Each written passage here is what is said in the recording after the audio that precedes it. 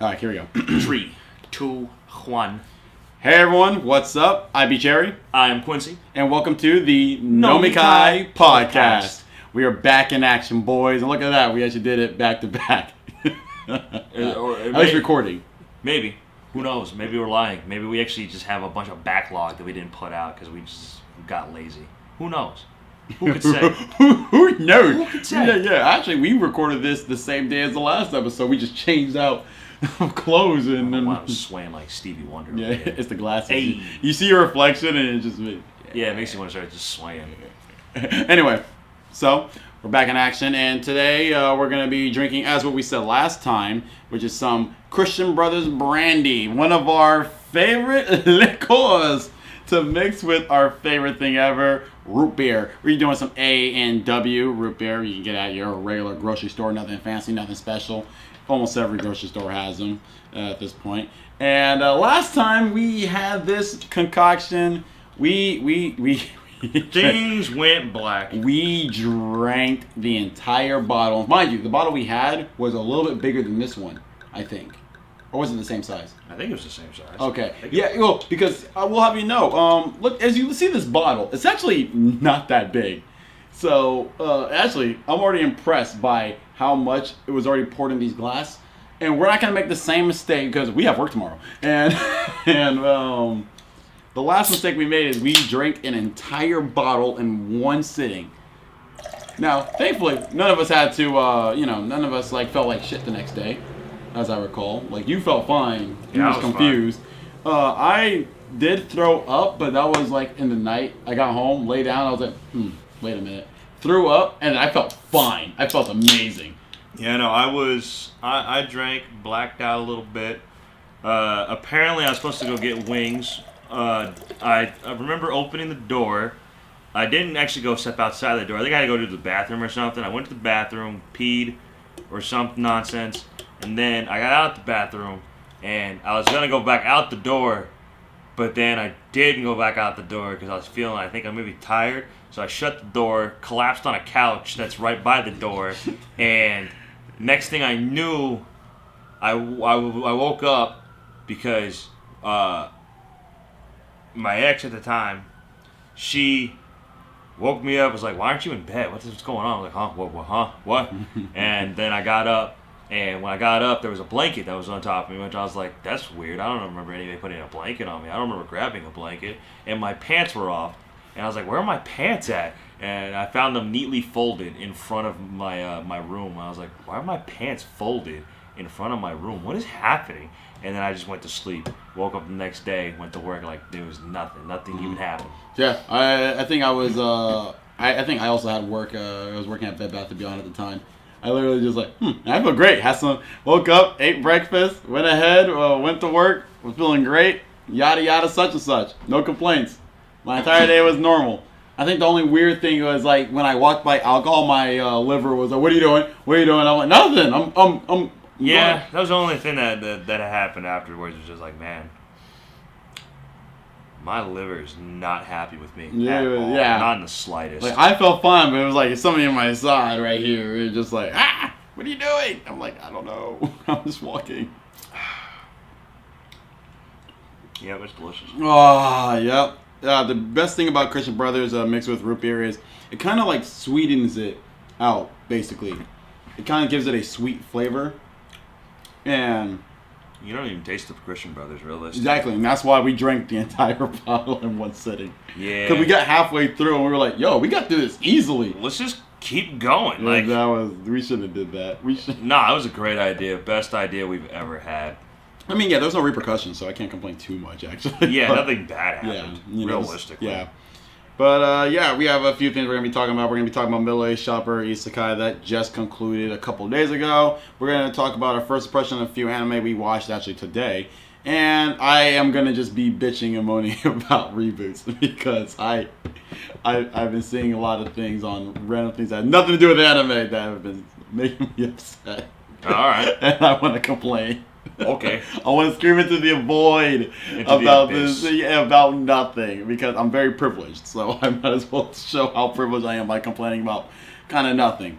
But yeah, we're gonna get right into it. We just wrapped up the middle-aged shopper isekai whatever today. We watched it today. It wrapped up. I want to say it was like actually ended on Thursday. I want to say.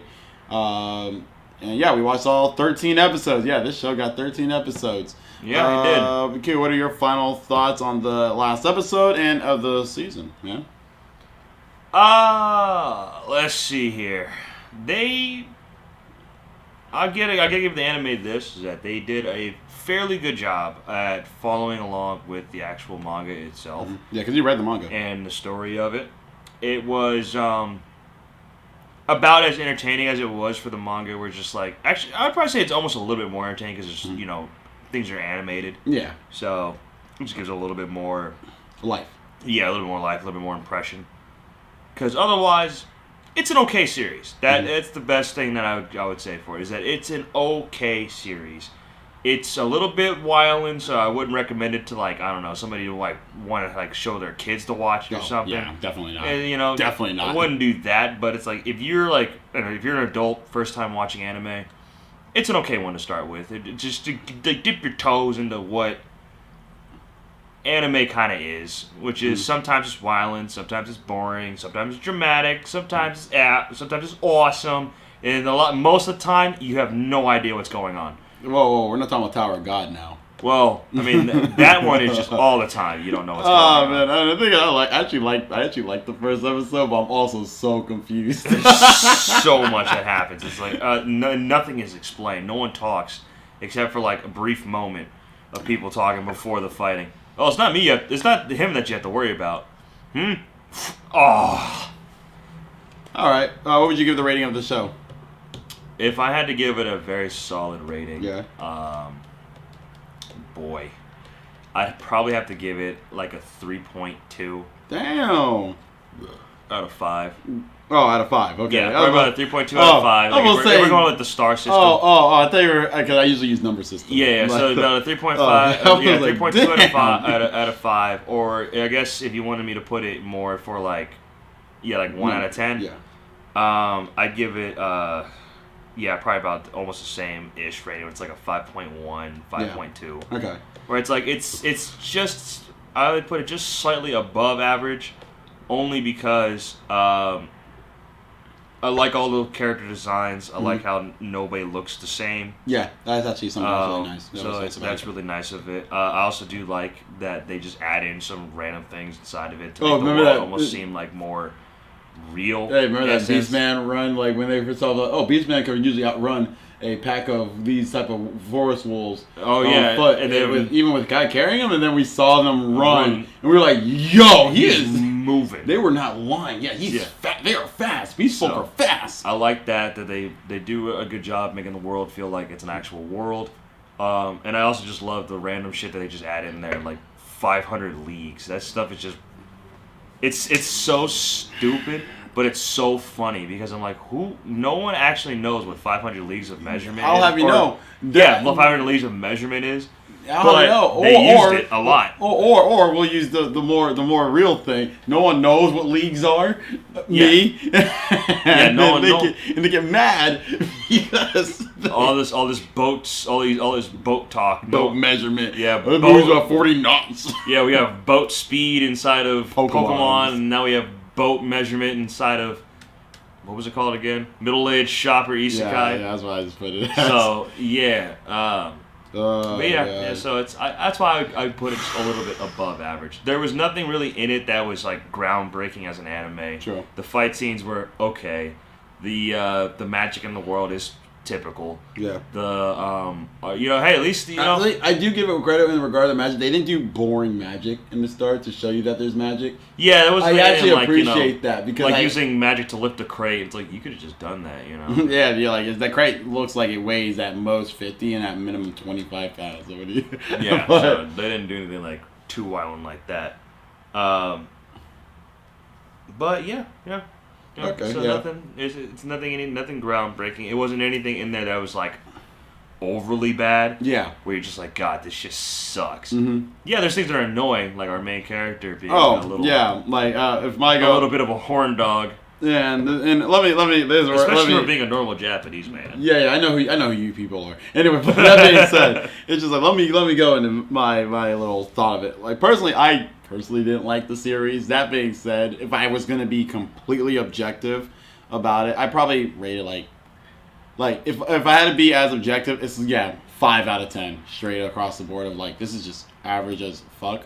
Basically, it's just it's an average show.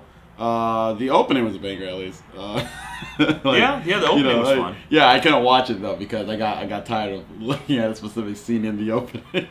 Was it? Was it the constantly changing amount of whamming that were around the main character? I got so tired. Hey, there was 3 dudes in there. Dude. Yeah, no. Remember that they showed Anemone's friend and then her mom, but not the dad. Not croissant or whatever. No, crouton. Crouton. Yeah, croissant.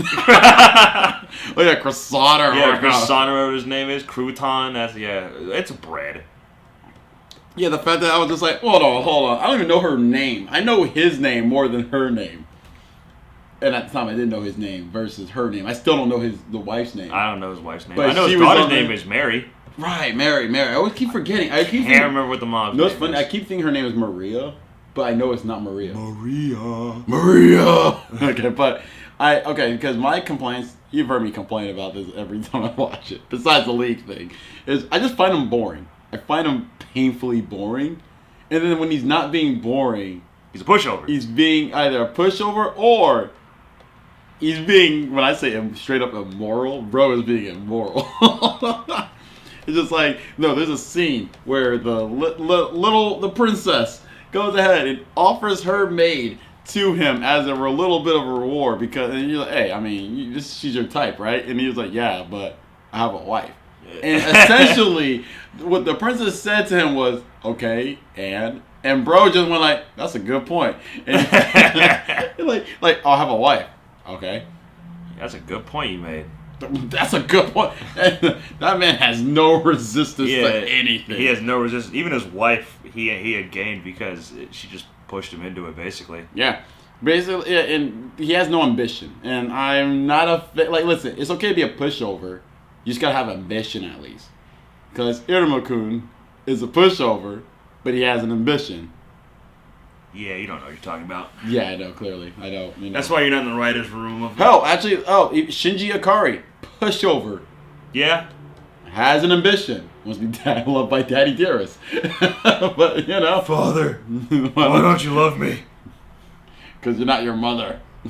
Dad. But yeah. Like, I have my complaints about it. Now, me personally, I give this shit like a 4 out of 10. But if I had to be objective, no, it's just a 5 out of 10. Like, because I do give credit in the sense of you're a harem, and you're not like having a character be completely oblivious to the harem that's around him. So I appreciate that, and that actually pisses me off a little bit more because I'm the type of person where when I insert myself in anime, I don't insert myself as the main character. I insert myself as the random schmucks of the world. You have to run in and see the main character. And the reason why I put myself as the random schmucks in the world is because you know how a lot of people get asked the question of what world would you like to be in an anime? And sometimes they name like the most wild world that you should not want to choose on the sole purpose of, do you really think you're that guy, pal? Like kind of thing. Where it's like, oh, what world you want to be in? Oh, Attack on Titan. You think you're that guy. You really think... You think you're him. You think you're him. You think you got that dog in you. Where do you want to be in? Oh, put me in, God, I was going to name another world on the top of my head and it's gone now. But any world that's like, put me in Peach Boy Riverside. You think you're going to live. You think you're a part of gang, don't you? Hey, if you are a part of gang, you will live, kind of, maybe, hopefully. Depending. Like, one person has to cheat, technically. Yeah, one person has to really cheat in order to live. But hey, technically you'll live, maybe. We haven't seen them be fully permanently murked, but we saw one get murked, and then they came back. And then the angel's like, you got killed again? Yeah. All right, we'll send you back in a little bit. Yeah. Damn. Again. Again. So, yeah, it was just, and guess what? So I put myself in the world, when I'm watching anime, when I insert myself, I don't insert myself as the main character that's there. Hell, I don't even start myself as a noble. Yeah. Not even a king, nothing. Even if they're like side characters. No, I'm like, who's the most random schmuck character? Like, as in, I could tell this guy literally is just making it by, barely. I'm like, yep, that's me right there. You see that guy over there just chilling around right there, yapping to that random dude right there? That's me. That's probably him. Who knows? I just might be yapping to somebody. I yap to people all the time. He does. He be yapping. And there we go. Guess what? That's me right there. And guess what? There's the main character with him and 5 of his bitches. And I'm just like... He makes the face every single time. Every time. I do. And then after every single time, he has to see this harem. He has to cancel plans. I gotta cancel plans. I gotta cancel your plans, maybe. Like, depending if I'm working somewhere and I can't leave because I got a livelihood. Yeah, I gotta pay bills, and like, unfortunately, you just happen to be here. And I'm not letting you stay here. You gotta go. It was on the Fleo. Level 2 cheat. Oh, yeah, level 2 cheat. With like, yeah, he shows up at the sauna. The hot springs. The hot springs. Yeah, he shows up. It's him. A bunch of 4, 5. There's the wife, Jin, the wife, and the 3 Jin, other girls, and the cat lady. The wife, the so Jin, 6. The cat lady, the archer, Already counted them. the magic, the farmer, the knight. Oh right, the knight. And what's funny? That's Dark One's girl. Yeah. Soon. Yeah. I'm gonna get that. So and then the Dark One.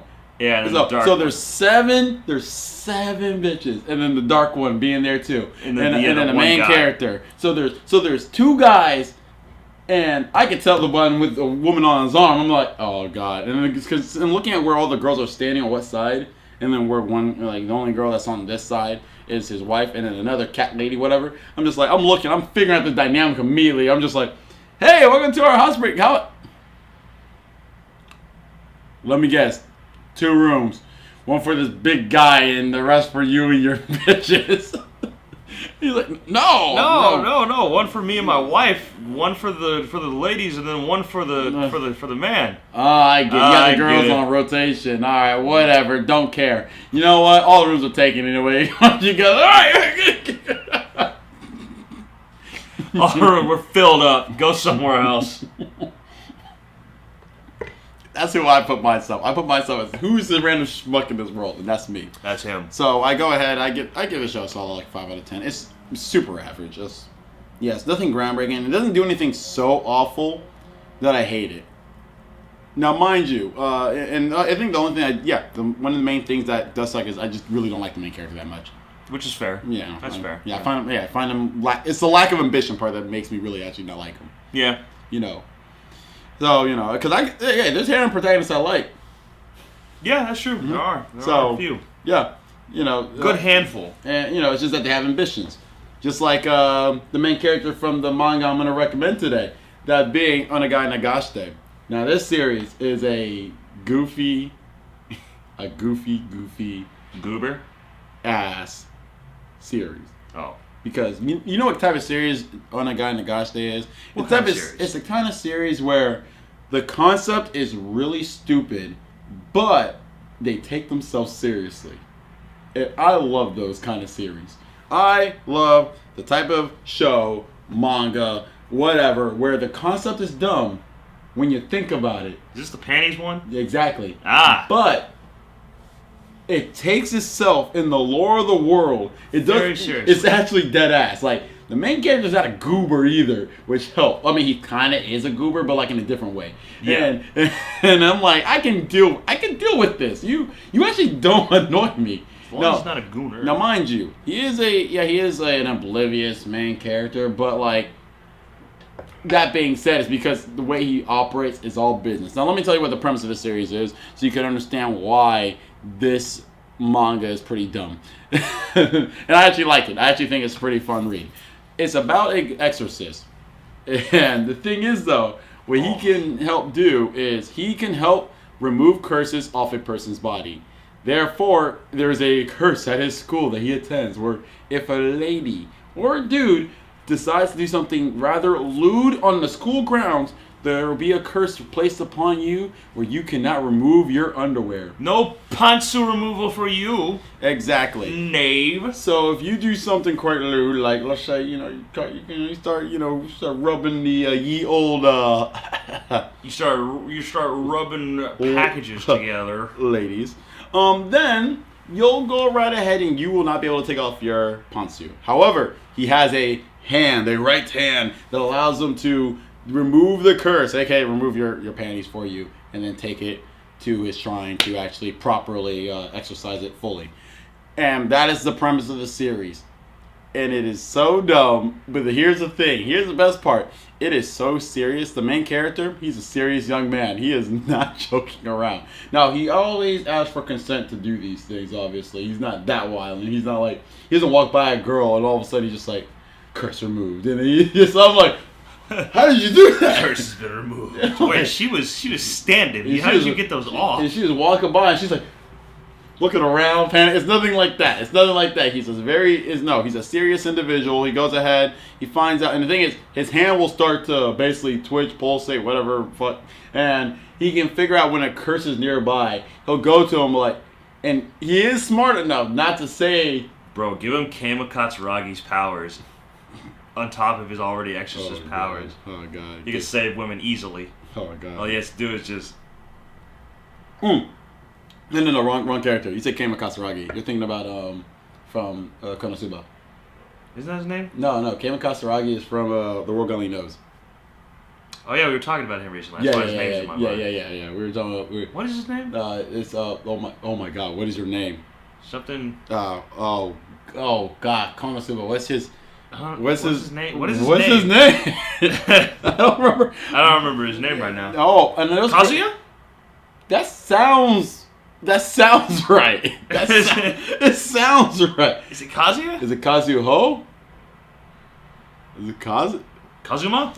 Kazuma. Yes, Kazuma. Kazuma. Yeah. Okay. I remember the Ka part, but I don't remember. Kazuma, Kazuma. There you go. Yeah, Kazuma. But there we go. We figured it out. Yeah, we watch anime, clearly. Yeah. We're not posers. We're not just we watch anime. We swear. We watch anime. Me too. This isn't anything to just hide it. Nothing. No. You can trust the recommendations. It's hot here. It's sweaty. You what? Someone open a window.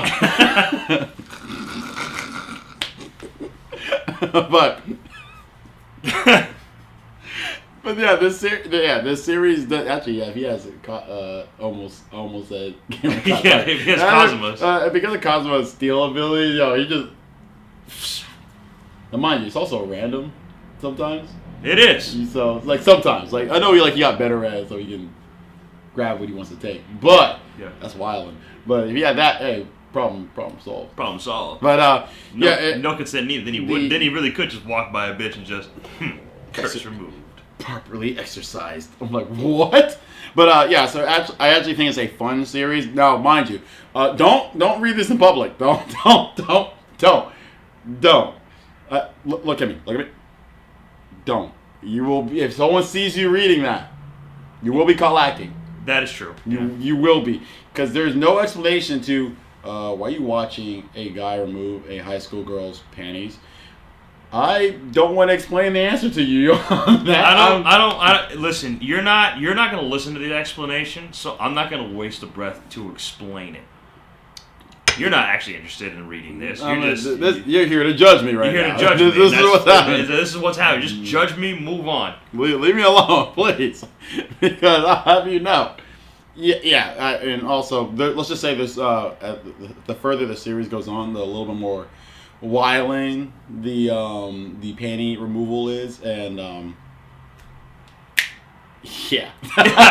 no, dude, there's this part where it was the most NTR scene I've ever seen in a while in a manga, and I was actually feeling kind of guilt, mind you, once again, this manga takes itself very seriously, and this basically class rep was cursed, and the thing is though, she just basically here and this other guy basically just got together. And right behind the podium, he's helping remove her panties while those two are conversing with each other. And he has no idea. And I'm like, this is the most NTR scene ever. Like, I know you're actually serious and you're not doing this out of malice. And you're not even turned on, which is, first of all, really great for the main character. Yeah, when I say this man means business, he's not looking at this as like, oh, I gotta touch. No, he's like, I gotta remove the curse. Come on, let's it's right. It's all right. And he tells him step by step what he's doing. I got dinner with my family soon. Let's start this up. He tells them step by step what he's doing too, so they're not taken by surprise. And I'm just like, I feel like this. You're not like, listen. I know there's lore reason as to why you're doing this, but I feel like this, like. If you've not read this series, you would not think this is a lore reason. You're not looking at this with a wholesome mindset. Yeah, and like he's in the later chapters, bro. The fan service is real. The fan service is already strong. There's a little sister character, and let's just say, got it. Yeah, that was in early chapters. That's when I was hook, line, sinker. But that's when I was hook, line, sinker. Because you know me. Yeah. I love my little sisters. Yeah, you do love little sisters. Dude, her little arc. Never mind. Anyway, he doesn't have a sister. It was someone else's little sister. Whose panties he removed prior in the first chapter, actually. So her little sister shows up later for the school festival or something. And I was like, don't you fumble. And alas, Monica did not fumble. Bag secured. All I know is I'm buying that manga and I'm putting it on our bookshelf and I'm never gonna explain what's it about. You should. I mean, I already did it here. I'll tell them, watch my show, you'll know. Why watch the podcast? You'll know. Well, yeah. That's the series I recommend. If I had to give it an actual rating, which I did give one on my Twitter, I actually went ahead and did a whole review of what I think of it so far as chapter like 70 something. Now there's like I think it's about to be 100 chapters on there soon, that's crazy. That's a lot. Yeah. A lot of people like to read a manga about a guy taking off people's panties. And seriously, very seriously, to remove curses. Remove curses. Unlike a certain other one removes curses. We're not going to talk about that one. Not today. That'll have to be another video. I can't. Not right now. But yeah, I'm feeling good. I don't want to be angry. Yeah, if I have to give the series a rating, I give it like a solid because it's really fun. It is really stupid. But I do find it very fun. I give it like a 6 out of 10 because it's stupid. I know it's dumb. It's like when you look at a Fast and Furious movie. You know what you're watching is about to be bad and it's about to be fun. And it's okay. They know what they're doing. Yeah, they know it's stupid. We know what Fast and Furious is about. Yeah. At least once you got past Too Fast, Too Furious. No. Once you got past Tokyo Drift. Because Tokyo Drift was still awesome. Was still about racing and actual drifting. The funny enough is Tokyo Drift is the most car guy Fast and Furious movie. Yeah. They actually said actual car terms that only car guys would understand. It wasn't like when they, actually there's a spoof movie of the Fast and Furious. I forgot what it's called, but a spoof movie. Yeah. Remember those spoof movies? Yeah, I know. Yeah. Okay. It came out in 2019, I think, or 2020. I don't remember it. I remember I liked it, the clip I saw from it because it was so dumb.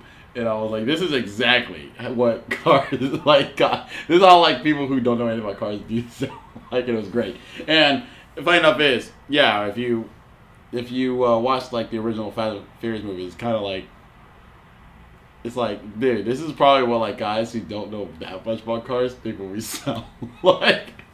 Basically, that's how I look at it. But yeah, that's my recommendation. Onegai Nagashite, highly recommend it. It's really fun. If you want something stupid, a little horny, but the main character's not horny, go ahead. Yeah. I mean, that's good. And also, he has a little bit of a harem going on, and guess what? They actually have. Hey, I mean, man's removing curses. That's a good enough reason to fall for a guy. You removed my curse multiple times. Damn. That's not a good sign. Well, now mind you, funny enough is at one point later, is actually the curse actually gets way stronger, in a sense of some of these people didn't even do anything lewd. They're just just. I was walking up, I saw this rock, this pebble on the ground, I picked it up, and all of a sudden I was like, what the hell's going on? And then when I got home and tried to use the bathroom, I couldn't remove my panties. when he tried to explain the curse to someone the first time and they did not believe him, which I mean, yeah, I wouldn't either. I wouldn't believe if I was like, if I was just like chilling and somebody was like, hey, I need to remove your underwear to get rid of the curse. Bro, I am not gay. Listen, bro. Listen, I don't swing that way. There's better ways to come at me. That was, I'm not gonna lie though. That was a good one. I was not ready for that one. Caught me off guard. That's the first time I've been hit on that way. You actually had me think that through for a second. Not think like of approval of it, just more of like think about it in itself. Like, did he really just say that shit? And you did, man. And you did, and you said it. And guess what? When I walk over to the bathroom, I gotta go. Why's my underwear not moving? What is this joke? I told you I need to remove the curse. Can I please just help you? Let me just help you remove the curse. You can use the restroom. I'll get out of your hair, and then you'll be good. You'll be done. If you tell anyone about this, I'm going. There's no one I need to tell about this. I'm gonna kill you. There's no one I need to tell about this. Listen, I don't care. I just need you to tell me you're not gonna tell anyone about this. I'm not gonna tell anybody about it. All right, hurry up, man. I gotta really go. And yeah, that's basically how it usually goes. Funny enough, but he gets his hair, and guess what? A few of the girls, I'm like, yeah, look at you, falling down bad because he removed your curse like a lot of times. Actually, you've had a curse like 3 times. You had it 4 times. This is actually your second time around. Look at you. Look at you, killing it. But what you just got one just because apparently your family bears a curse from something of your descendants or ancestors. Excuse me. But that's rude. Yeah, it's crazy. But give it a read. It's fun. Don't read it in public. I'll curse your whole family bloodline. Why? Okay. Why? Why can't it just be like the 1 or 2? No, bro said, okay. whole family bloodline. Okay. Ooh, I'm so scared. Yeah, man.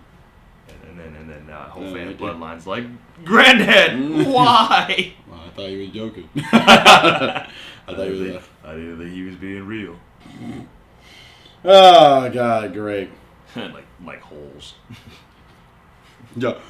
Granddad, I'm tired of digging. That's too damn bad. You keep digging. I'm not even talking about that. I'm talking about the curse of the the Stanley Yelnats, the Yelnats family. Oh, I know. I was just referencing that movie. This shit was great. Oh yeah, that's just funny. Whole family got cursed because of a pig. It was wild when you think about it. Like really? Like can it be anything? Oh God! What are you recommending again? I'm recommending. Funny enough, it's actually not a manga; it's a manhwa. But same thing. It's just different art styles and reading. You actually kind of read almost the same. But anyway, you guys get it, unless you don't get it. But then you'll get it. But yeah, so it's a manhwa. So it's a Korean comic. It's called The Greatest Estate Developer. It's one I actually discovered like 2 hours ago? Nah, that's not that soon. I would say it was probably more like... Let's see, I caught up to it about 2 days ago. And I started reading discovered yesterday. it probably about 5 days ago. I was binge reading the hell out of it, I'm not even going to lie. So in short, Chris was reading it. There's currently 182 chapters. And their 182nd chapter was almost like a season finale before they continue on to the next... course of story that they want to go for. But anyways, it is a series about this man named Lloyd Frontera, and that is Lloyd with 2 L's, so his actual name was Lloyd. Lloyd. I named you. Is it Lloyd? No, Dad, my name is Lloyd. No, it's the Lloyd. I named you. Like... So, you ruined my life. How? I was even there. So yeah, his name is Lloyd, and his actual real name was Suho Kim or Suo Kim. Swole Kim. Yeah, he wasn't swole. He was a nerd. So yeah, we know how the Koreans. He's an engineer. An engineerer. He's an engineer. I almost said sir. Then he went. He got transported into a novel world, a world of a book that he was reading. Whoa. And it became a character from that world who, well, his name is Lloyd. Lloyd. And Lloyd is supposed to be a character that dies pretty early on in the book. Oh. But of course, with our new character taking over, he's isekai'd. This man's body, getting isekai'd into it, that's not what happens. What he ends up doing is taking the engineering knowledge that he has and basically creating inventions that don't exist inside this world of fantasy, that would exist inside of his normal world, to benefit people's lives, the kingdom, and hopefully the world. Hopefully all these different changes will help him avoid the, well, terrible future that lies before him. Mm-hmm. It is actually it's a lot of fun to read. Clearly, as you know, I just told you, I started it not that long ago, caught up to it not that long ago, and now I'm just sitting here waiting for more of it to come out, because where it ended on a spot that's like, oh my god, this is about to get good. This is about to get really good, especially because they tell you in the story that for this man, it's like, yeah, basically what you got going on is inevitable. It's going to happen. And of course, he's like, nah. You gonna die. Nah, fuck that. We gonna change something. Yeah. Just because this is your story doesn't mean it's my story. That's the...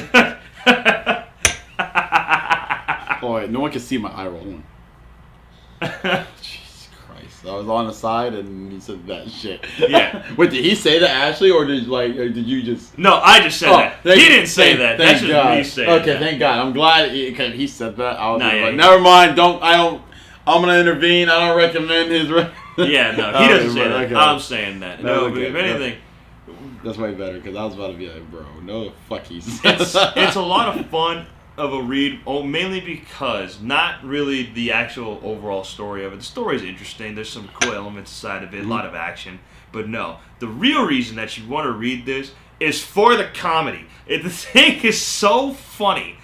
Oh, is that the one with the guy who looks mad shady sometime when he's smiling like Dazzler, or was that never serious? Yeah, no, this man always has the most heinous looking face, doing almost anything.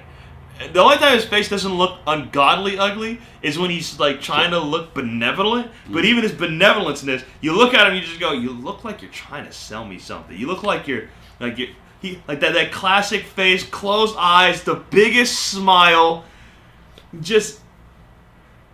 You can his face is saying, you can trust me, and everything in your body's going, no, I can't. No, I can't. And yet people fall for it anyways. And let me tell you something, this man, he really loves contracts. You would think he was an actual devil himself with how many contracts he's throwing out there to people to basically make it so it's like, yeah, guess what? You're gonna benefit from this. You actually are.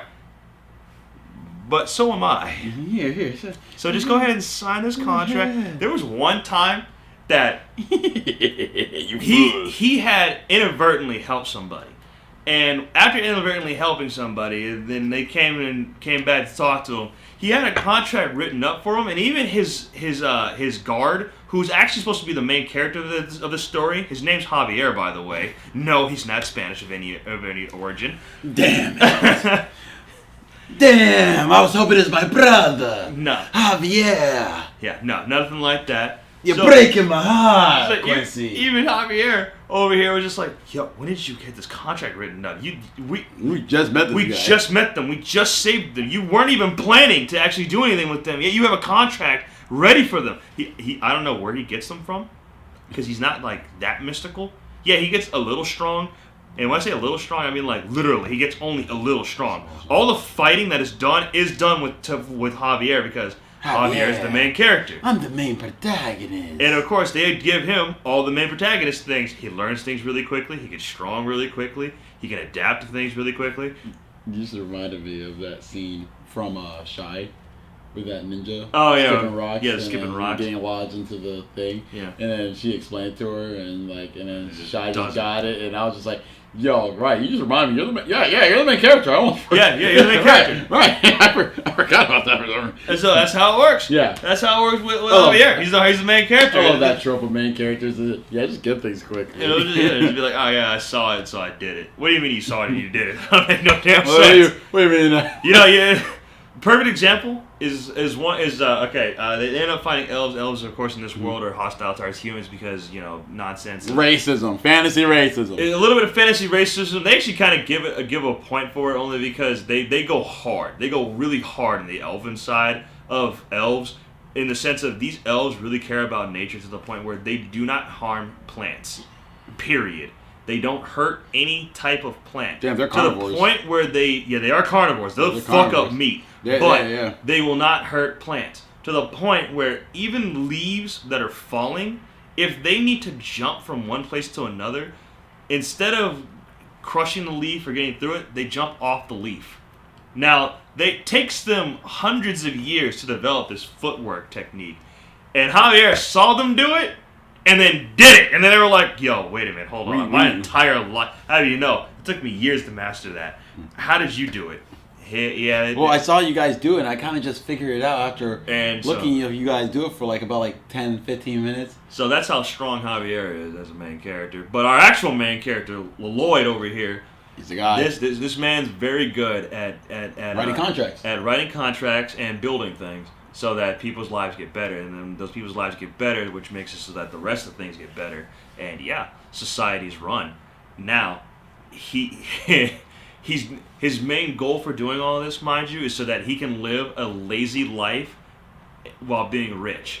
So that's the whole reason why he's coming up with these inventions and making these contracts. And so that over the years, royalties, you guys, he'll get the royalties from it. Everybody else will work on it. And all he has to do is just sit back, chill, and rake in the dough. And yet more and more problems keep arising. Classic. So he has to keep on working. But hey, there is a bright side. Yeah. I mean, he's not a harem protagonist at all. It's to the point where in this world, it's almost completely known that his face is just the ugliest thing that exists. Damn. It's so bad that some people, some other nobles in this world, were trying to get their daughters to basically marry Lloyd because of the contributions that he's made. And they were not having it? And when they got, when the daughters met Lloyd, they thought Javier was the nobleman. And they were like, oh my God, I would love to marry you. And then Lloyd, who's sitting down, they're like, wait, why is the servant the one who's sitting down? Oh, that's because I'm Lloyd. They would make the most heinous face and leave. That's tough.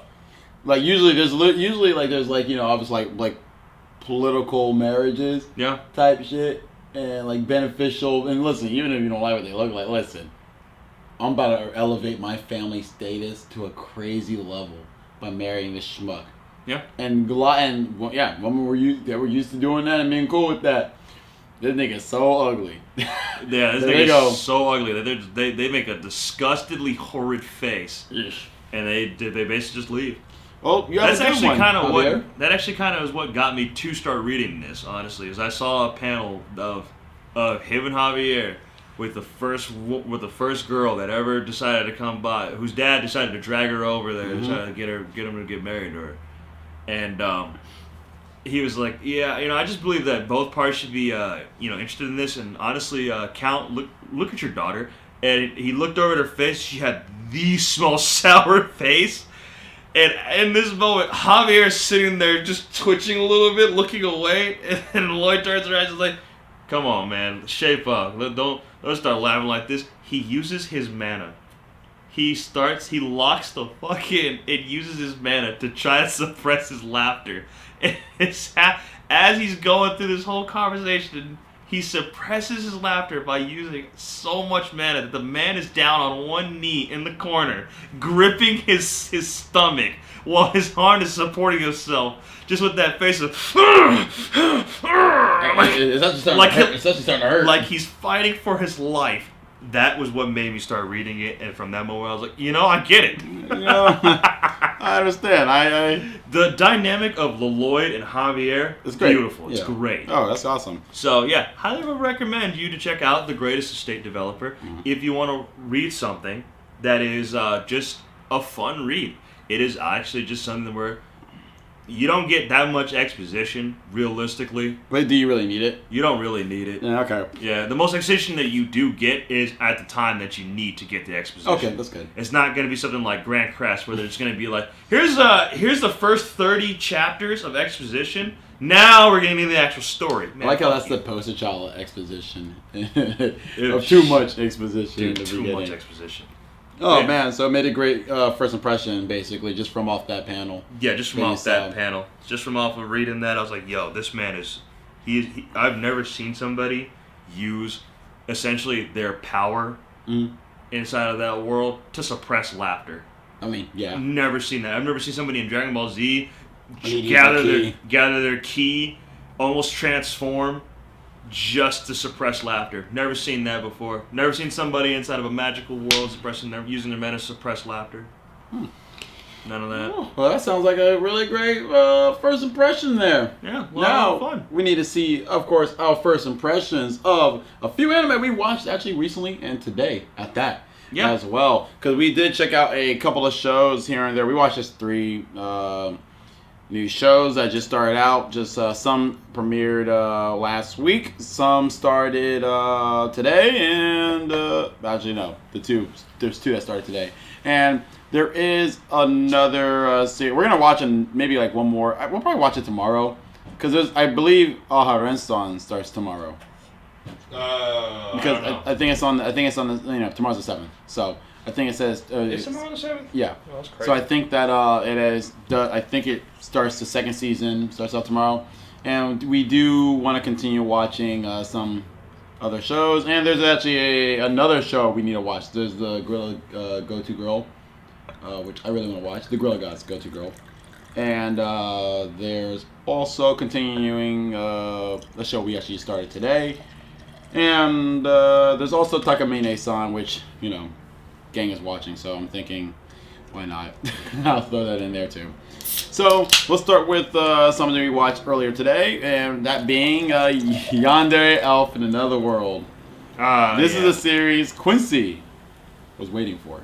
I was not waiting for it to get an anime. No, not that part. It's I told you about it when an anime was coming out to, and then you were. Oh yeah. And you were initially like. Oh, dude, I can't hell wait. Yeah, I can't wait. Yeah, because I like my yanderes. I do. Now, mind you, that does not mean in reality. All right, I like yanderes in fiction. In reality, that would horrify me. Actually, I could tell to a high degree. He does love his yanderes. He does. They're great stories to read, man. They're so interesting. You're never bored reading or watching a yandere story. You want to see how wild are you? Like how far are you willing to go? How crazy are you? And the answer is very, very. Most of them, very. This one, not that different. I mean, this one not that different. Yeah. Okay, so what was your first thought of the first episode? Oh, wait, actually, let me tell you my first thought real quick. Go for it. Cake. Alright, enough said. Alright, go. Alright, so my next thought of the my first thought of the first episode was bodacious booty. Like the fan service. Listen, dude, the fan service in this if you miss fan service in anime, then this is what you need to watch. This is what you need or to read. Like the fan service is crazy. They actually had to censor something, which is like that's how you know. Like visual wise, like that's how you know. Yeah, they weren't going to be able just to use beams of light, hair, really sticky hair that has like I don't know honey attached to it maybe. Yeah, I don't know what they be double-sided tape. Freaking craziness.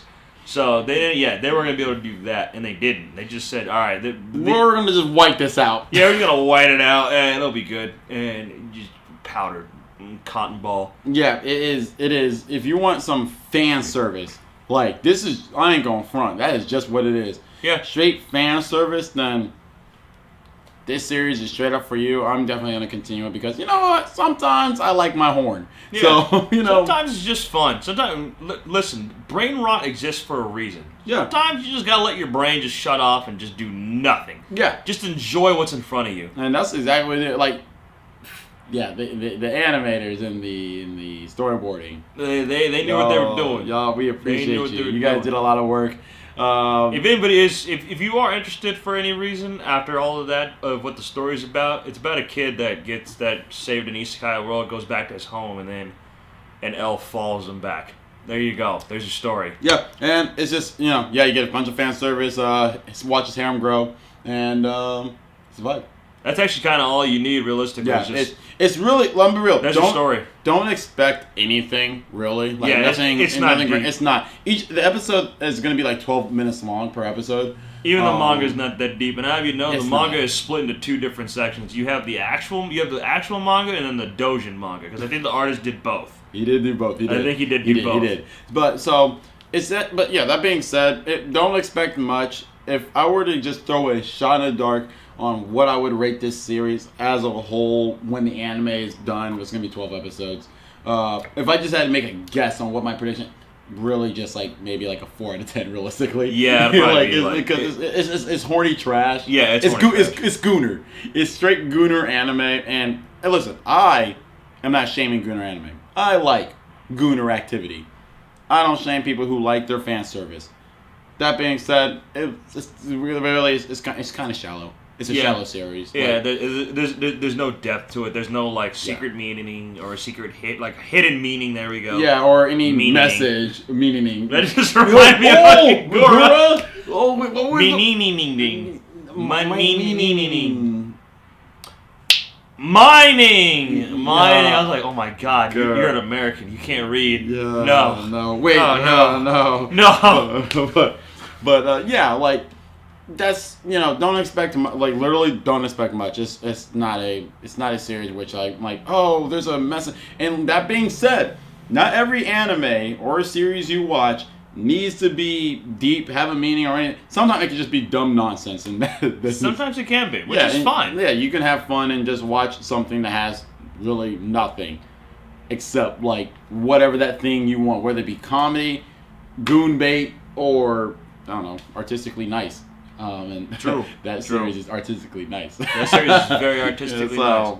And also the best part is that it's not a full-on anime. It's 12 minutes. Yeah, 12 minutes, and honestly, so it's 12 minutes of some fan service, some lighthearted laughs, a little yandere action, which we all love. Yeah. And yes, I speak for everybody when it comes to yandere. We all love it. And I don't care what your opinion is. You can comment as much as you like. I'm not going to hear it. And honestly, it's one of those series where I neither recommend realistically or say that you shouldn't watch. It's just, do you want to? And if you decide to drop it, honestly, it's one of those that I can't really say you're going to be missing out because you're not. It's not.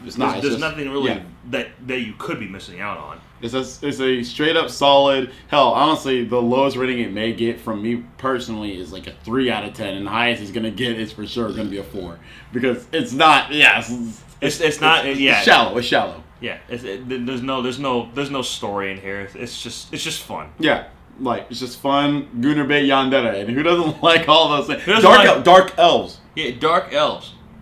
Come on. With large assets. She is tall. She is really tall. Yeah, Abby, watch it. He said he's gonna wait till the series is done. Okay, that's fair. So you can binge watch it. That's fair. I should tell him it's only 12 minutes per episode. Nah, he'll be fine. Yeah, he'll be fine. He'll figure it out. He'll figure it out. Yeah. Hey, you know what? If he's a true friend, he'll already be watching the podcast. You won't have to tell him. That's a good point. Well, what? You better be watching you, but So you guys just be like, hey, so how long? Just like, hey, you gotta check it out yet? And I was like, nah, man. I'm gonna wait and say, okay, cool. How long is each episode? How long do you think the episodes are? It's like, I don't know, man. Like, he'll probably look it up right when I ask that, like the jackass he is. But anyway, yeah, it was a fun first episode. We had a good time. It was because we're a couple of gooners, and also Dark Elf. with nice assets. Very, very nice. Oh assets. my God, the cake. Never mind. So it was just so much, just so much in your face. I like fan service. Let's just put it like that. All right, another series we watched. I'm actually liking it already, just off the first of it because it's silly. Is the Unaware Atelier? Yeah, I like it. It's enjoyable because we get. You get you're hitting the classic trope right now, which is funny that this is becoming a classic trope because it wasn't exactly classic. I remember the first time we started seeing this genre or this trope in this type of fantasy world where this guy that's in a part of a big important party gets kicked out because he's useless. 3 or 4 years ago this trope started to become a thing? 5 years ago because I'm pretty sure. 2020? No, I'm tripping. No, it was definitely 2021 actually. Okay, yeah, so I was right. So yeah, because I'm trying to remember what Beast Tamer came out. I'm pretty sure it's 2021. Years ago. And that series was like the first time I seen that, and then other series were following it just like that kind of. Well, I mean, as far as I knew, who knows? There might be other before it, and they just didn't get popular enough to get an anime, or I just didn't ever watch it. I've never heard of it. Yeah, or I didn't read it because I didn't hear of it. Yeah. But yeah, basically, the trope of, you have a guy who's a part of a really strong party, and then he gets kicked out of that really strong party, only to discover that he has his own strengths that were being either neglected or misused in the party that he was in. Either neglected, misused, or they didn't realize just how important the skill that he had really was.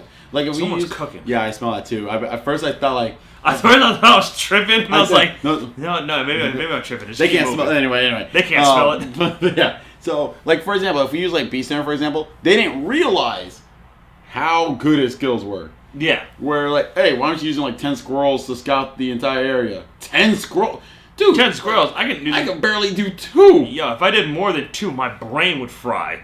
And I was like, wait, you're what? Yeah, like no Beast Tamer can do more than 2. Well, the Beast Tamer we had before could. Well, whoever you had must have been a god, because I ain't doing that. I can't do that. And apparently his entire village is normal. Like, which I'm tired of that. I'm tired of that. Okay, that's the trouble. I'm getting tired of these guys. My home village. Everybody at my village could do this. Another Lloyd. God damn him and his cute ass. No, that's Kurt. Oh wait, what are you talking about? I'm talking about Lloyd. Oh wait, no, I forgot. I was thinking about like Shota Lloyd. No, the wrong Lloyd. Yeah, Lloyd. Yeah, I was thinking about Lloyd. I was thinking about the other Lloyd. You're talking about Bumpkin from the Sticks. Yeah, I'm talking about other. Yeah, and he's also a Shota Lloyd. Other Lloyds. All these Lloyds. Yeah. We got a Lloyd that's super ugly and everybody thinks he's a demon. We got a Lloyd that's a Shota and a 7th Prince. We got another Lloyd that's overly powerful from the Sticks. And then now we got Kurt. from who's an Atelier who can like do a bunch of other tasks very efficiently. That smell is distracting me. Yeah, it's so strong. I'm like, what are they cooking out there? I want to know, but we're focused. But we'll get through it. Yeah, but as far as so far I find him very enjoyable, and the reason why I find him very enjoyable is because not only is he actually adorable, like everyone is saying, because I get tired of this trope also where they go oh, he's cute. I'm just like, or he's handsome, or he's good looking. I look at him like, you look just like a normal guy. Yeah, he looks like. Guess what? You know what, Kurt? You are absolutely adorable. Actually pretty. You're cute. Actually pretty adorable. I see it. Apparently, he's so adorable that a certain guild receptionist really ready to be wild. Yeah, ready to be wild. I thought in her head he would do great in the pleasure district. In the pleasure quarters. Oh, in the pleasure quarters. Sorry. Yeah. Saying bringing them back to her place is what she was saying. I was just like, I was like, did you say that out loud or not? She said that in her head. I was like, yo. She said what every Shotokan was thinking. And breathing heavily. I'm looking at you, Katie, to be specific, even though we're not friends like that for me to say that and call you out. But anyway, it doesn't matter. But anyway, I've been that series. I like it so far because he's overly nice. And therefore, him now having a harem that will not maybe make me get pissed off. Because, guess what? Like, there's been too many times where a harem main protagonist is just a regular guy. And then, but the thing is, they always tell, oh, he's so nice. I'm like, he is He's just a guy. He is just a normal guy. He didn't He's do anything. just a guy. He hasn't even done anything. He hasn't done anything to make himself really stand out from another guy to me. At least, like, as a guy, like, I would do this, and I am not a nice guy. So... Yeah, he's overly nice. Yeah, like, yeah, he is overly nice. Yeah, he's doing the most. Like, he is doing the most kindest thing. He's like, thank you very much. I really appreciate the opportunity. Hey, is it alright if I do this job? I mean, I have experience working, and I'm like, damn, what a nice kid. What a nice kid. He's just hopping in, ready to help any and everybody. Right, yeah. He built a house in under a day. Yeah. I'm confident. Now, he took care of the west side and north wall. Made it look like it was royal capital. A brand new wall. He looked like he put a fresh coat of paint on it too. I'm about to give Donald Trump his number. They had to fire him because he was doing too good of a job. And the task of maintaining the wall is supposed to be something that's always happening so that people can make money that are down on their luck. Yeah, and he was about to put people out of business. Yeah, he about to fire the poverty. That's wild. He was doing too good. No, like that guy. Yeah, he was tripping. Kurt was tripping. But yeah, we so far funny enough, I thought like I was not gonna like this series that much. Like, you did. You didn't think you were gonna like it that much. I was like, this is gonna, because I saw him and his bitches. I ain't gonna front. I was judging the book by its cover. Because all you pictured was you as a guy just minding his own business. Just oh man, I can't wait. Hey man, I got. Oh man, that question's rough. I'm here turning my.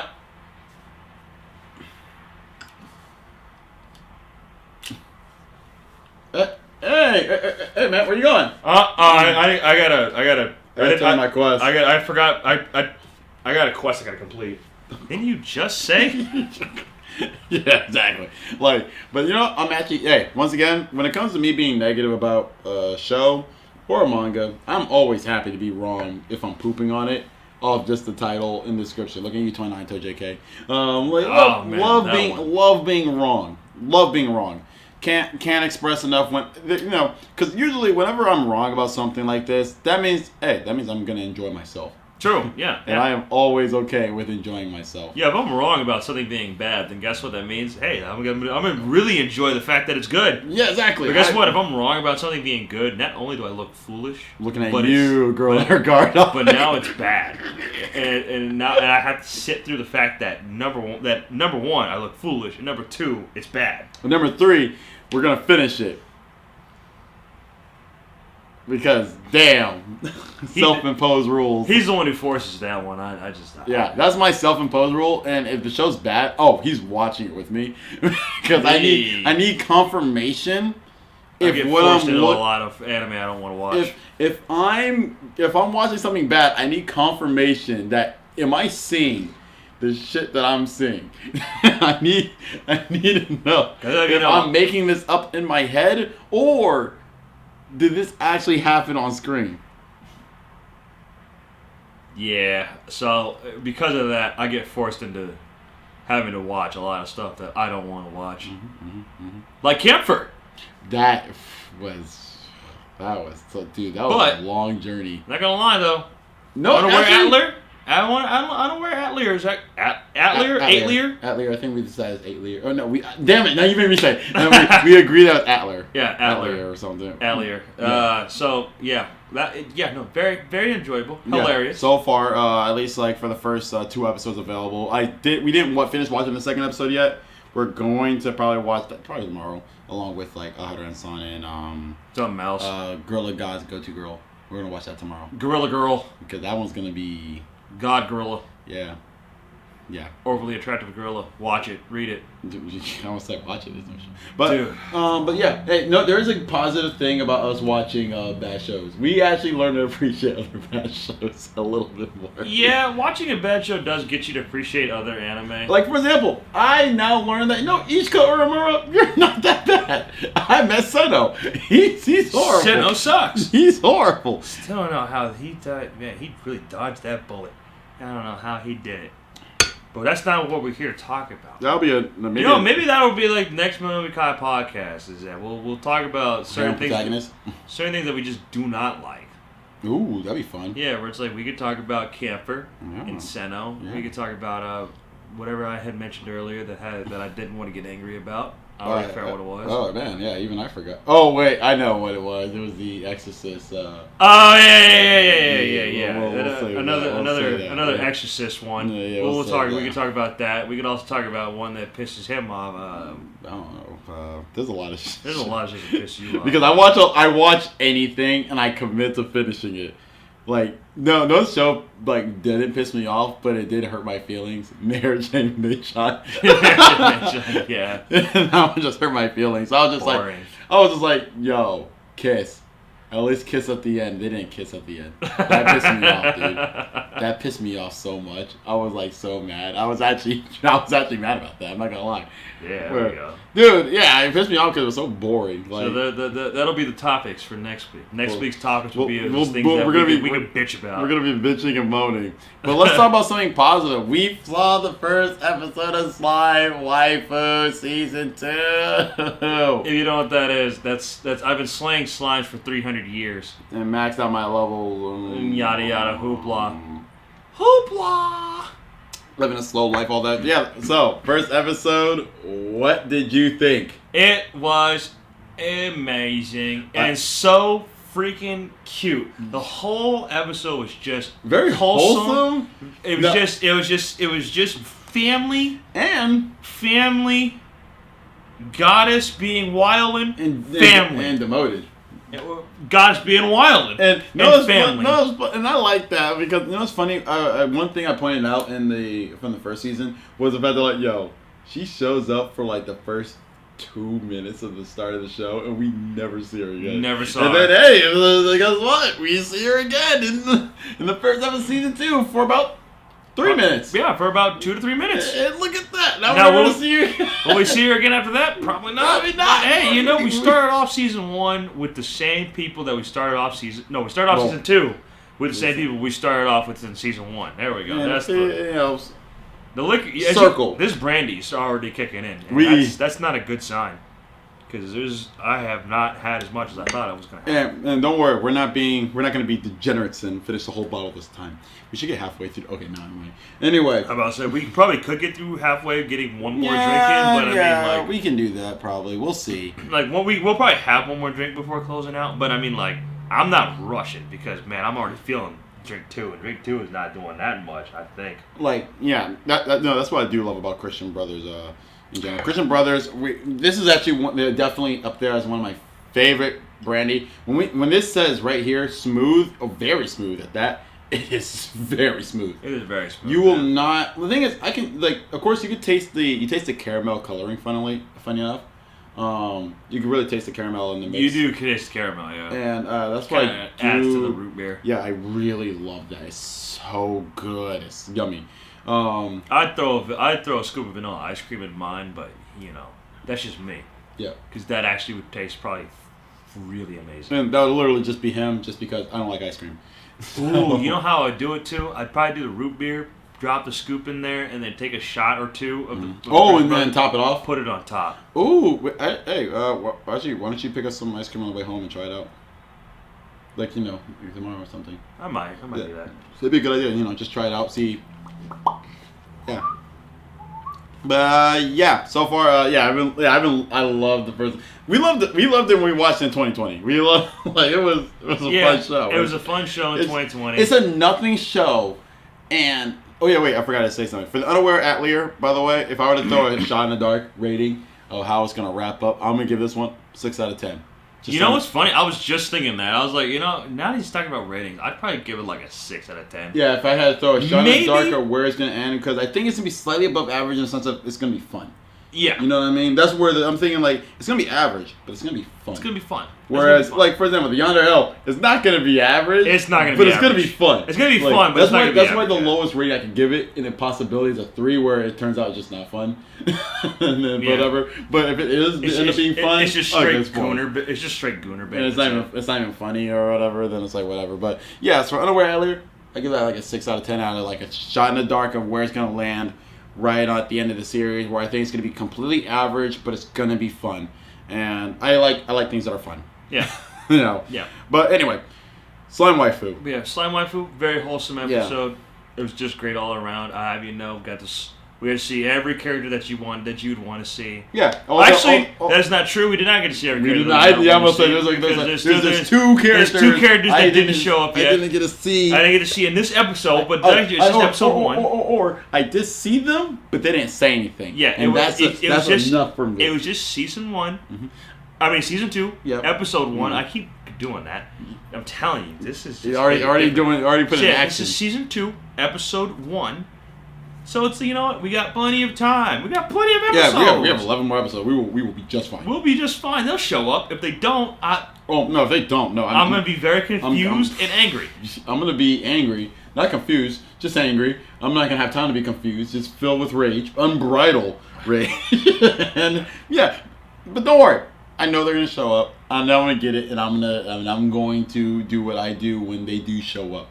That being said... I think when I initially watched season 1, I gave I forgot what rating I gave. I think I gave it like a 7 out of 10 on my anime list or some crap like that. Just because I was like, one, this cute girl's doing cute shit. I gotta not like this. Look, Q knows when I watch a lot of shows. Magi, Intelli, Fighty. That's not a very good name. No. I don't want to hear that. No. She said, "Oh, I was gonna name you that." I was gonna name you that. Like, hey, Beelzebub. Like, I'm going by Belzy. Belzy. That's not creative. That's not creative. I don't want to hear that from you. I don't want to hear that. That's great writing. Like, that was great writing. Like, I gave it a 7 out of 10, I think, on my anime list because I was like, yeah, it's fun. Cute girls doing cute shit. Q knows I like cute girls doing cute shit, and I like things that are fun. True. Fun gets automatically like a +1 point to me because, hey, even if you're bad, if you're fun, honestly, that's kind of all I care. That's all I care about mainly. Yeah, as long as you're entertaining, that's all I care about. Hell, like it's just like when we were going through. There was a show we watched that. Oh, like what's the show with the girl from another planet and the guy who gets highs when he Girls Bravo. Oh yeah, that series bad. It is admittedly bad. Fun. It is admittedly fun. It is bad. the characters fucking suck. All of them suck. They all suck. There's not one of them in there that's like, you know, you're actually a pretty good character. No, they all suck.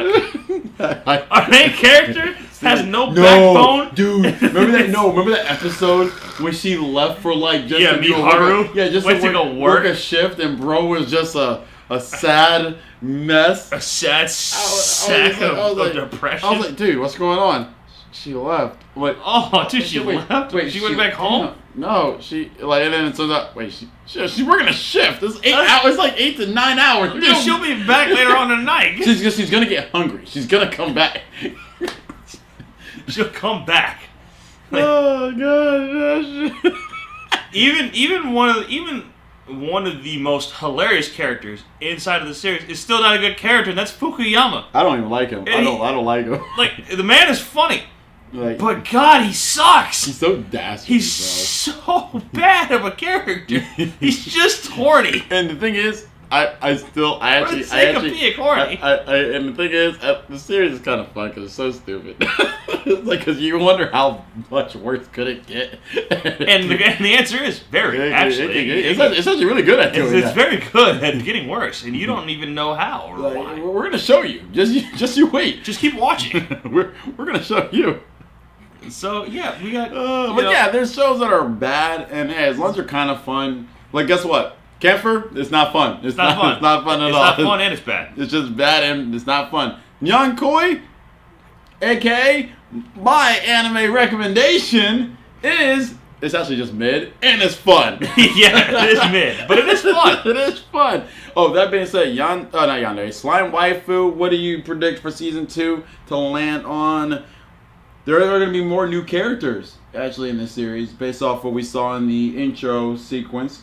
And in the they were doing the credits of the show, the opening. And then based off of that, and obviously cute girls doing cute shit, more wholesome moments, probably more characters. 7 out of 10, honestly. Yeah, 7 out of 10. Hey, let's hope. I mean, yeah, it's a show. It's a show that's a nothing show. Yeah, like, it's got a simple formula, but the formula works. Yeah, and as long as it keeps up with this good comedy that it does have, I do actually find the series quite funny. So as long as it keeps it up, let it die. No problem. For that being said, now I can get into my anime recommendation, which my anime recommendation is Nyan. This is a series that came out back in 2012, and it is actually pretty. It's a pretty generic harem. I'm not gonna front. It's a shut up, you. It's a pretty generic harem where it's actually very, very chill. But the thing is, the reason why I actually enjoy this series a little bit more than the average harem is due to the fact that Junpei, the main protagonist, not only does he keep it a buck with the girls that he does know that likes him, but he knows what girl he also does like. And the good news is, she kind of likes him too. Yeah, it is nice. Unlike a certain blue-haired guy who likes a girl that is a lesbian and also hates his guts. So... He's also allergic to cats. Oh yeah, Junpei is allergic to cats. Yes. And that's very important. That's very important plot point. Heavily important plot point that is very consistent. Because he has to do favors, 100 favors for cats. Because he accidentally broke a statue. Of a cat. Now mind you, the way he did it was stupid. When we say it was stupid, he saw a can on the ground. He kicked that can. And guess what? It was about to go right inside the trash can, which is what he was aiming for. It did the whole rim ride, and it hit out. And after it hit the ground, it shot right into where a shrine was, a cat shrine, and it broke the head of the cat shrine. I was like, that is a very weak cat shrine, and also that can physically shouldn't be able to do the that. physics of the can and how it flew made no sense. The fact that this stone carved cat shrine's head broke from the force of a can physically should be impossible. Also doesn't make any sense. But hey, Yeah. we need a reason for this guy to start being able to hear cats talk and needing to give them favors so that he himself won't turn into a cat. And then die because he's allergic to himself. Yeah, he'll be allergic to himself and then he'll just Die. He'll just sneeze forever and die. Die. Just straight die. So, yeah, that's the premise of the series. And we see him help out a couple cats here and there. He also a lot of cats. I even know there's one cat, though, that needs to get his ass kicked. Oh, you're talking about the shrines, the temple shrines cat. Because he be talking mad. That calico shit. cat needs to get his ass beat. He be talking mad. He be talking a little too much. He be yapping similar. Because guess what? Listen, every cat, if I was walking around the town and every stray animal was talking mad shit about me, and I kept hearing it. Are you that good for nothing that Tama was talking about? That motherfucker. Motherfucker. I'm gonna kick his ass. Every single time I hear that it's Tama that's spreading rumors about our boy, I'm like, bro, if this was me, I'm kicking this cat's ass every time I see him. It's on site. Site. If you're allergic, I'm throwing a can at you. I'm throwing rocks. I'm throwing items that are gonna hurt you. It's on site every time. Sir! Whoa, sir! You don't have to be so aggressive. So aggressive. I was He talk like that. He does, sir. Like, oh man, and the show is fun. I give him a snaggletooth impression every now and then. I'm ready. But yeah, what's it called? About 100 cans. This show is pretty entertaining. I actually like Junpei as a main. I actually like him as a main protagonist.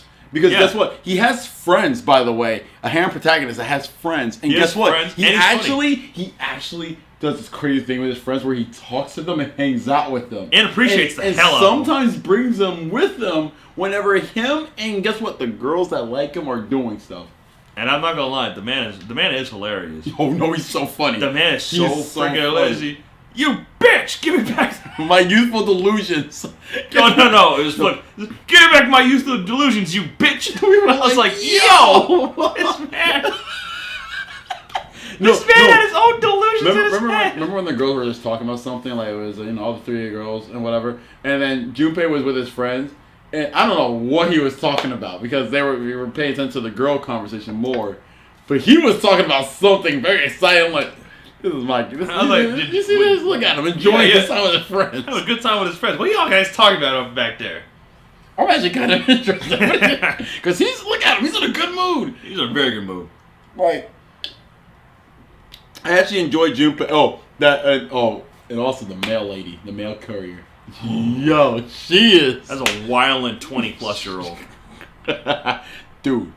Oh, another thing that we enjoy. Now, there's a running joke we have when we're watching. When we're listening to or watching the opening. First of all, absolute banger. That series opening is like. It's a good opening. The ending theme, 2010s were cooking. But that being said, there's a running joke we have anytime we watch the opening, because it shows like all the girls that are like involved in the series. First it shows Sakurai, and we're like, yeah, nice. Then it shows the Gato. We're like, yeah, nice. Then it shows their senpai, and we're like, hey, look, I know that guy. Hey, you're cool. And then it shows the male character, like, yeah, nice. Then it shows the twins, yeah, double nice. Some Commander Shepard over here. Yeah, nice, double nice, triple nice. Do you want to be my dirty little secret? But anyway, this show, it's actually really enjoyable. It's just, the fact that main character is not annoying. He has a girl he likes, and guess what? Whenever other girls have told him their feelings, he actually properly rejects them. Then and there. He doesn't drag it. He doesn't do the whole, they have feelings, what am I to do? The man like, no. He also doesn't strongly fight against the idea of somebody liking him. Yeah, he just says and says, hey, I appreciate your feelings, but I like someone else. And I'm like, damn, that was actually very mature. Yeah, very mature. He just straight to the point. He just.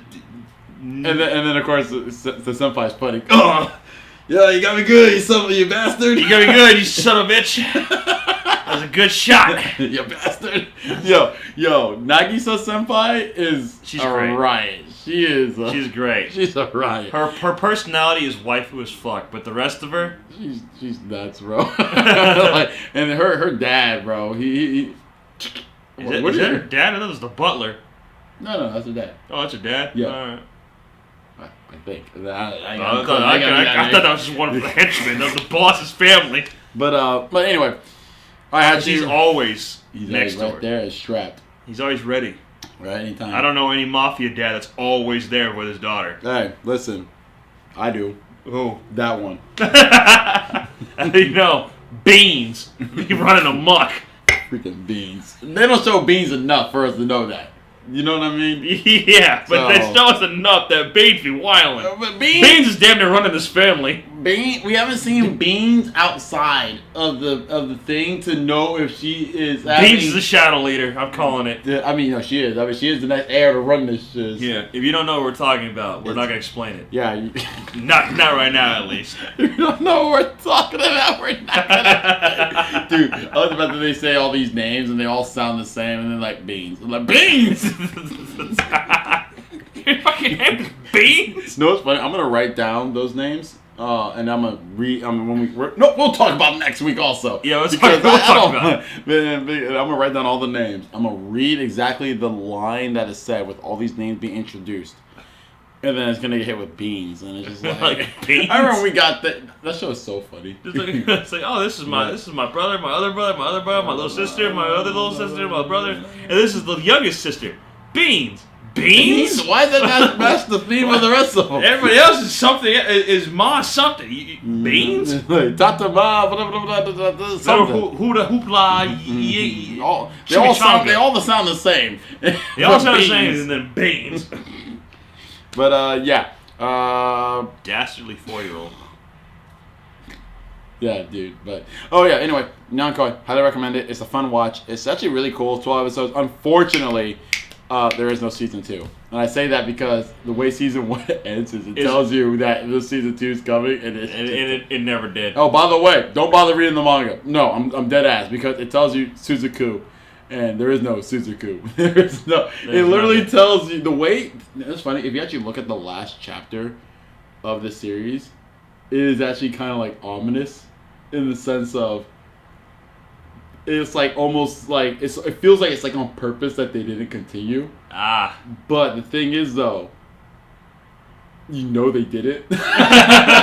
So it's just like wow, what a weird. Yeah. It was a series that just got axed at chapter like 34, and poor Nyankoi. But you can still watch it. It is an enjoyable watch. Yeah, it was a nice thing to watch after watching Camper. We watched Camper And then after that, I was like, all right, ready to watch Nomikai. He didn't want to watch it at first because we just watched Camper. And then after we started watching Nomikai, we're like, this is actually pretty good. This is actually a fun watch. This is actually pretty good. I like this show. It was a good balance. Yeah. Like, it felt like the world was fixing itself. Basically. And I have no complaints about that. Actually, yeah, but I do like Nomikai. Yeah, I don't know what else to say about it. I got nothing. I said everything. I could say. You got the harem, the friends, the fun, the funnies. Because one thing I do complain about when it comes to harem protagonists is that they'll sometimes present that they have friends, but then they never. It's not like you need to do anything important, but you're never there, like kind of thing. Where I'm like, you guys aren't being a presence around him. But the thing is, they actually show his friends being there, and funny enough, and him hanging out with them. Yeah, and then the friends sometimes whenever they do hang out with him, and then maybe he's like talking to like one of the girls, they're doing regular friend, like they're fighting with like their chopsticks or something. I'm like, yeah, there we go. Yeah, high school boy stuff. Like make him look real. Don't just make him just standing there, just like gawking at nothing and just doing one of these. Look at those fish. but yeah, like if they felt like they had their own personalities, and I mean they did. Like also the cats are really funny. Oh, the cats are funny. The cats are really funny. Some of them are very petty. Some of them are very petty. Others catch a sparrow. And then after he trains, I appreciate your help, Kosaka-kun. I don't know why your voice changed. Or Kosaka-sama. He's starting to call him Sama. I don't know why your voice changed all of a sudden. All you did was jacked too. You saw his legend. Yeah, massive muscles over here.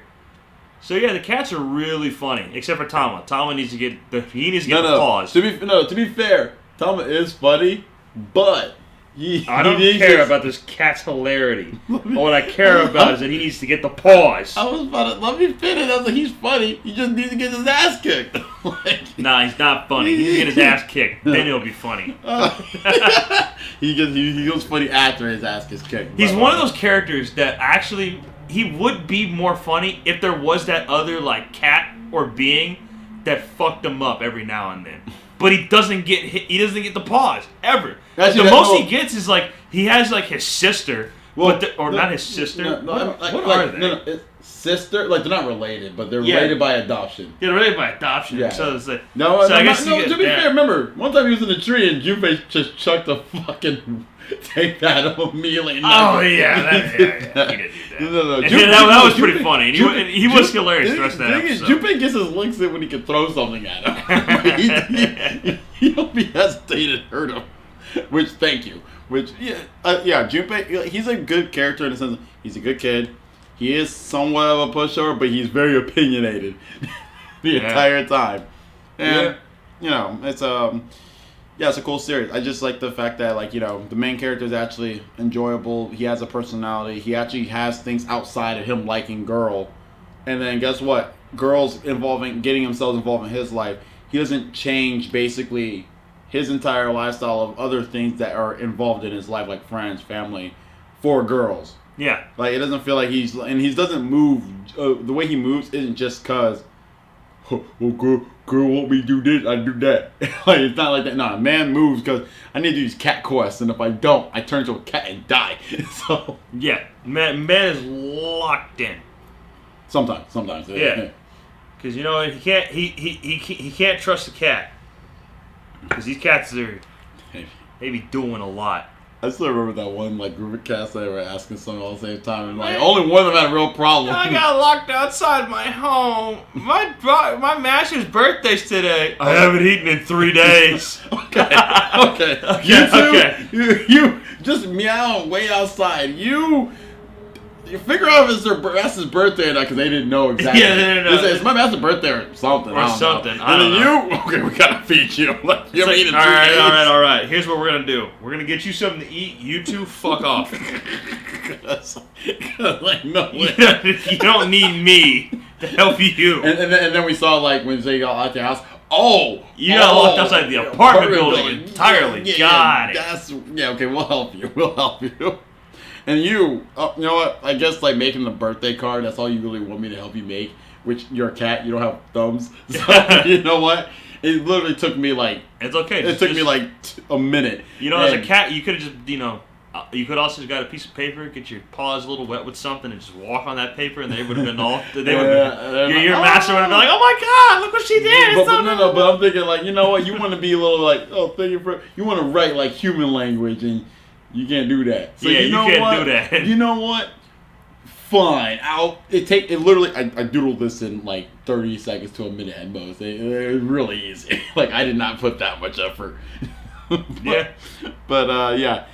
Great series, great fun, yada yada, such and such. And speaking of just a bunch of yapping, which is what I do, we're going to dive into Quincyfer's recommendation. Because my recommendation does have a lot of yapping for its title. It does.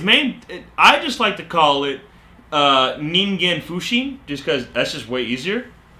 Then the full thing of it was Ningen Fushin, : you have to get the notes.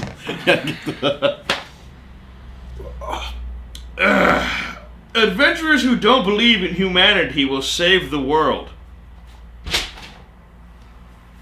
Now, you might be wondering what that is about.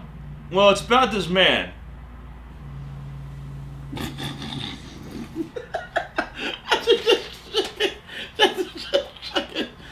His name is Nick. Now, this man, Nick, has a bunch of misfortunes happen upon him. Horrible things that will go off in his life. And with those horrific things that happen, he ends up meeting newfound comrades. And these comrades also hit the same plight that he does, of terrible things happening to them because of people they trusted betraying that trust. So now they can't trust anybody. I remember this series. Oh yeah, my brain just remembered what the series is. They all find each other and come up with a plan. Mm-hmm. What if we all parted together underneath the contractual obligation? I just love contracts tonight, apparently. Yeah, apparently, yeah. Underneath the contractual obligation that, number one, neither of them will get involved with what the other one is doing. Number two, their money is their money to spend. And number three, they do not ask questions about each other's pasts or current activities. Basically, we help each other to complete missions. We support one another throughout battles. Outside of that, fuck off. Like, literally, what we're doing here is we're working, and you don't ask nothing about... Listen, the most you can ask is, hey, you got anything going on tonight? Fuck you. And hey, all I can say is, all right, you know. All right. I mean, that's the most we got. So, that is what the ultimate thing is about this anime. And the reason why I enjoyed it so much is because of the actual drama of it. Yeah. Like, I'm not gonna lie, our main character's drama, Nick, his is just like, whatever. I mean, yeah, honestly, I know what series you're talking about. Yeah, when it comes to the main character, it's like, whatever. Your problem isn't that bad. Now, the rest of his party members, alright, those ones actually got betrayed pretty heavily. Now, I mean, the Dragon Girl also not that... Oh, no, never mind. No, never mind. She did. Never mind. I had to remember her story. Yeah, so the other three, completely justified. Nick... Chill, man. Chill. Yeah. There's other fish in the sea. Well, yeah, it sucks, but... It sucks. But look at you. Now you're an idol maniac. Now you're cheering on your favorite idol. I already forgot her name. Anyways. But it's a lot of fun. Some people have actually probably seen clips of this series go online. Most famous clip out there being the priest's backstory. Oh, yeah. Yeah. Which is, like that scene. He was a father. He was spending time, he was working at a small church inside of a village. And there was this little girl that would come by and basically help him at the church. He would pay her to go and collect things such as medical... herbs and nuts and berries and stuff like that, so that he can make medical salves and continue to help people because he's a father of a church. Mm-hmm. And she had confessed to him that she really likes him, and he told her that he is appreciative of that, but he can't reciprocate those feelings because number one, he's a man of God. Number two, she was a child, he was an adult. Very fair. Unfortunately for him, she then ran off told the city guards a lie that he was abusive towards her and doing things that were unbecoming of a father to do to a child, and so he was basically shunned and chased out of his town and looked at as the worst human scum on the planet. He then developed a drinking problem and then decided to drown his woes at whorehouses because that's the only sense of pleasure that he could get was paid for. That is probably the most famous / infamous clip from that entire anime. Me basically putting that description out there. Some of you have probably already seen that clip. And I'll have you know, the anime itself is actually quite enjoyable because you get to see these people that basically lost their faith and trust in humanity almost kind of slowly grow it back with each other. They're not... It would basically almost be like if you went to a therapy group session. Yeah. Oh, like AA meeting type. Yeah, like you went to that, and the purpose isn't for one person to just have a revelation and then get cured. And now it's like, all right, everybody, get the fuck out. That's it. No, it's fuck off. It's the hopefully everybody here talks about what's going on, and you all can grow and develop with each other because you're like-minded individuals with the same problem. And if you have the same problem, you might be able to find different ways to combat it or fix it because there's different perspectives. Yeah. So it is. It's a great manga, great story, great messaging. If I had to actually give a rating for this, or not manga, anime. Yeah. Wow, holy shit, that drink hit. So yeah, if I had to give an actual rating for this anime, I'd probably actually give it about a good 6.5 out of 10. Because again, it's not exactly groundbreaking. It is above average. It is entertaining, and there is a lot of aspects inside of it. However, there's not a lot of memorable moments outside of the tragedy. Yeah. Like, it seems like if you like thoroughly enjoy the betrayal narratives and such as that and like a comeback story. Yeah, then I suppose that maybe it'll be like personally more enjoyable for you. Yeah, you might bump that up a rating. But for me, I would give it a good like 6.5. And my overall basis for this too is to look at like Peach Girl, because Peach Girl is also a highly dramatic anime that has a bunch of betrayal and all kinds of ins and outs and dirty dealings going on. There's drama in that. There's a lot of drama going on in that. And for that one, it's like, okay, if I was to put like, a drama type of slice of life kind of a thing, I'd put that one, as like, I put that as my average. Okay, it is just a little bit above that because it's not just the drama aspects of it. Yeah. But even then again, I would, if I was to put it just on a general rating, Peach Girl is actually still better. I'd give Peach Girl about a 7. Damn. Because Peach Girl has a lot more moments that are more memorable. I mean, we still talk about even Peach with Girl. all the tragedy that isn't, or all the different like backstabbing and crazy drama that is inside of it. It has its comedic moments. Yeah. Whereas for Ningen Fushin, it has some comedic moments. They will not stick with you though. You will not remember them to that degree. Yeah. Like hell, Peach Girls came out, I believe, in 2006 or 5, and it still gets talked about. It still gets today. Yeah. Whereas Ningen Fushin, admittedly, I didn't remember what this series was until you started describing, and I was like, "Oh right, that series." Yeah. It's one of those ones where like you probably only watch it maybe once. But you and then after that, you're probably not going to come back to it like consciously. It'd be one of those things like someone mentions it, like, or you see a clip about it, and it's like, oh yeah, I want to rewatch that. That's probably what it would be more that would happen for you. It's not going to be like, oh man, you know what I haven't watched in a while? Ningen Fushin. I gotta go check that. I'm gonna go rewatch that again. Yeah, you're probably not gonna do that exactly, but you won't leave it going like, I'll never watch that again. Yeah, it won't be like that. So but it's still better than average. Yeah, and it's still in the regard. It's just that it's not the rewatchability is probably just not that high. Yeah, I wouldn't say the rewatchability is not that high, but it's still a fun watch. So give it a shot. I would say that you probably would enjoy it. Now I don't know who you are, but you'll probably enjoy it. If you don't enjoy it, that's okay.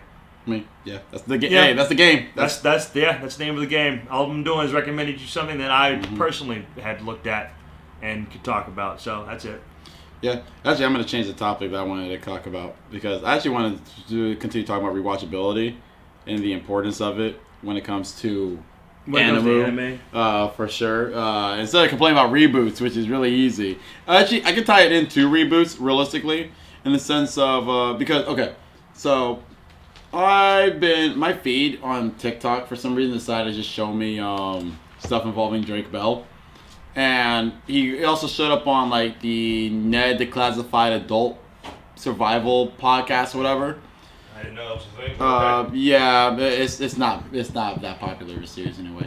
But That's probably why I don't know it's a thing. yeah, and he showed up on there, and one thing I do see is I did see like some comments saying, "Oh, we would love to see a reboot of Drake and Josh, iCarly, and Ned Classified." I'm like, no. Because to be fair, like usually a series that's really good, I think series that are really good they shouldn't have reboots. If you're really good, I don't think it should have a reboot, because you can't do better than the original, typically. Yeah. Whereas if it's a series that's bad, I actually kind of don't mind reboots on things that suck more than things that are good. Because who knows, maybe you're able to enhance it. Yeah, like you can probably pick up something on it that is bad and make it good. You may make this series, this show, this whatever that was absolute hot dog water and make it something enjoyable, refreshing, and you solve maybe some of the plot holes that were there, some of the problems, such as that.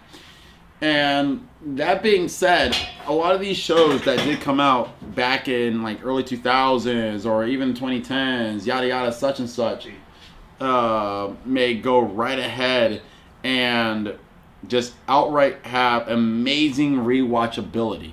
They are able to make you rewatch it, and rather than just outright just feel nostalgic, but you actually will still have the jokes will still hit the same, or you may find new jokes inside of a series that you might have neglected earlier on when you were younger, and hell, even to the point of your teenage years and as an adult. And as you're rewatching it, it turns out this show that you're now watching is way better or funnier or whatever it may be, is actually just better than what you actually remember. The reason why I have been starting to rewatch a bunch of shows from the 2010s and yada yada, such and such, is because my first impression of them is going to be way more different than the way I view anime now and the way that I perceive it. And also, I like to see if it is absolutely rewatchable. And there's some series that I remember liking in 2010s and some that I don't like now. I enjoyed A Camphor back when I first saw it. That being said, rewatched it. It is now actually up there as one of the worst shows I've ever watched. It's pretty bad. It's that good. I remember it being okay. It's not. It's just bad. Yeah, it's just bad. It's just bad. There are some characters I misremembered their entire personality. Yeah. I forgot that Akane, or I didn't even notice. Excuse me. Let me say, not forgot. I didn't know Akane is wildin'. She's a wildin' glasses freak. She is. Yeah, for someone who's supposed to be shy, she be saying stuff. She be saying some wildin' stuff. Exactly. And not even her camphor form, just her and herself. Her normal spell is supposed to be shy, barely able to talk to boys. Funny enough is her camphor self is actually more modest and actually more like almost a little bit more wholesome, but just more aggressive about her communication. Yeah. So it's the weirdest thing. It's like it flips basically. Funny enough. Yeah. Where she becomes more bold, but she's more modest. But she's more modest. But on the other side, on her regular self, she's super shy. but really wild. Yeah. And then we have if you just want to clap my cheeks, it'd be okay. What? What did you just say? What did you just say? Oh, nothing. I'm sorry. And instead of just being like, you want to clap my cheeks? That's okay. Wait, hold on. Someone over there? Like you did you ignore that? or did you not hear that? But anyway, yes, it's a mixture of both. Yeah, I know, right? You be cheating or so wrong. But then, guess what? Rewatching Peach Girl, I watched it when I was in middle school in like 6th grade. I remember that show being really freaking boring, not that good. Rewatched it as an adult. That show is wildin'. It is fun. It is crazy, and I love it. Yeah, it's fun. It's way better than what I remember. Girls Bravo, you're still bad. But yeah, Girls Bravo still bad. But guess what? High School of the Dead.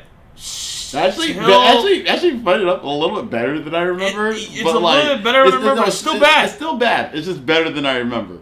I'll have you know, you know what I don't remember, but I did remember? Mm-hmm. I just did not remember accurately. Yeah. Was jiggle physics inside of that. That I never forgot. Like, because the thing is, I remember the jiggle physics being ridiculous because no one's ever going to forget the bullet weaving through. Oh, but you don't remember. I don't remember slapping a military grade Hummer so hard that somehow that caused a character's chest to just. That was amazing. That happens all the time. Have you ever slapped? You know, I've slapped a lot of vehicles in my day. Mm-hmm. Yeah. Never shook them that hard. You know, it'd be like not once. You never shook your breasts that hard. And I'm not even just talking about my breasts. I'm not just talking about the vehicle itself. If I wanted to shake a vehicle, the way I'd have to do it is with my actual like body weight. I'd have to jump in that bitch, not just. Now, mind you, she didn't move the vehicle at all. Her chest did. Yeah, her chest somehow made it seem like the vehicle moved, but I have you know, the most that she did, she slapped concrete, and somehow that made her chest move.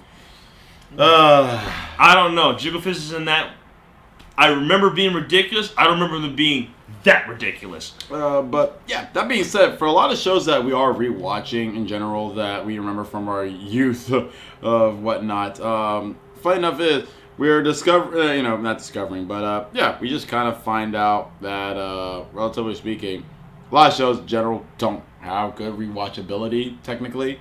We're only rewatching some of these things because, well, one, I'm making him watch it anyway. And two, that part. At least for me, it's just that I just saw them and I was like, I remember this show. And this is what I remember this show. Are you rewatchable? In the sense of, would I watch you again, even now as an adult that just now see that you're on this platform, rewatch you? Neon Koi is actually one of those shows, oh yeah, I'll rewatch it. Yeah, I enjoy it. Kemper, never touch it again. I'll read the manga. But I will not. Yeah, Nigen Fushin? I'm not really going to be watching that. I'm not going to be rewatching that anytime soon. Yeah.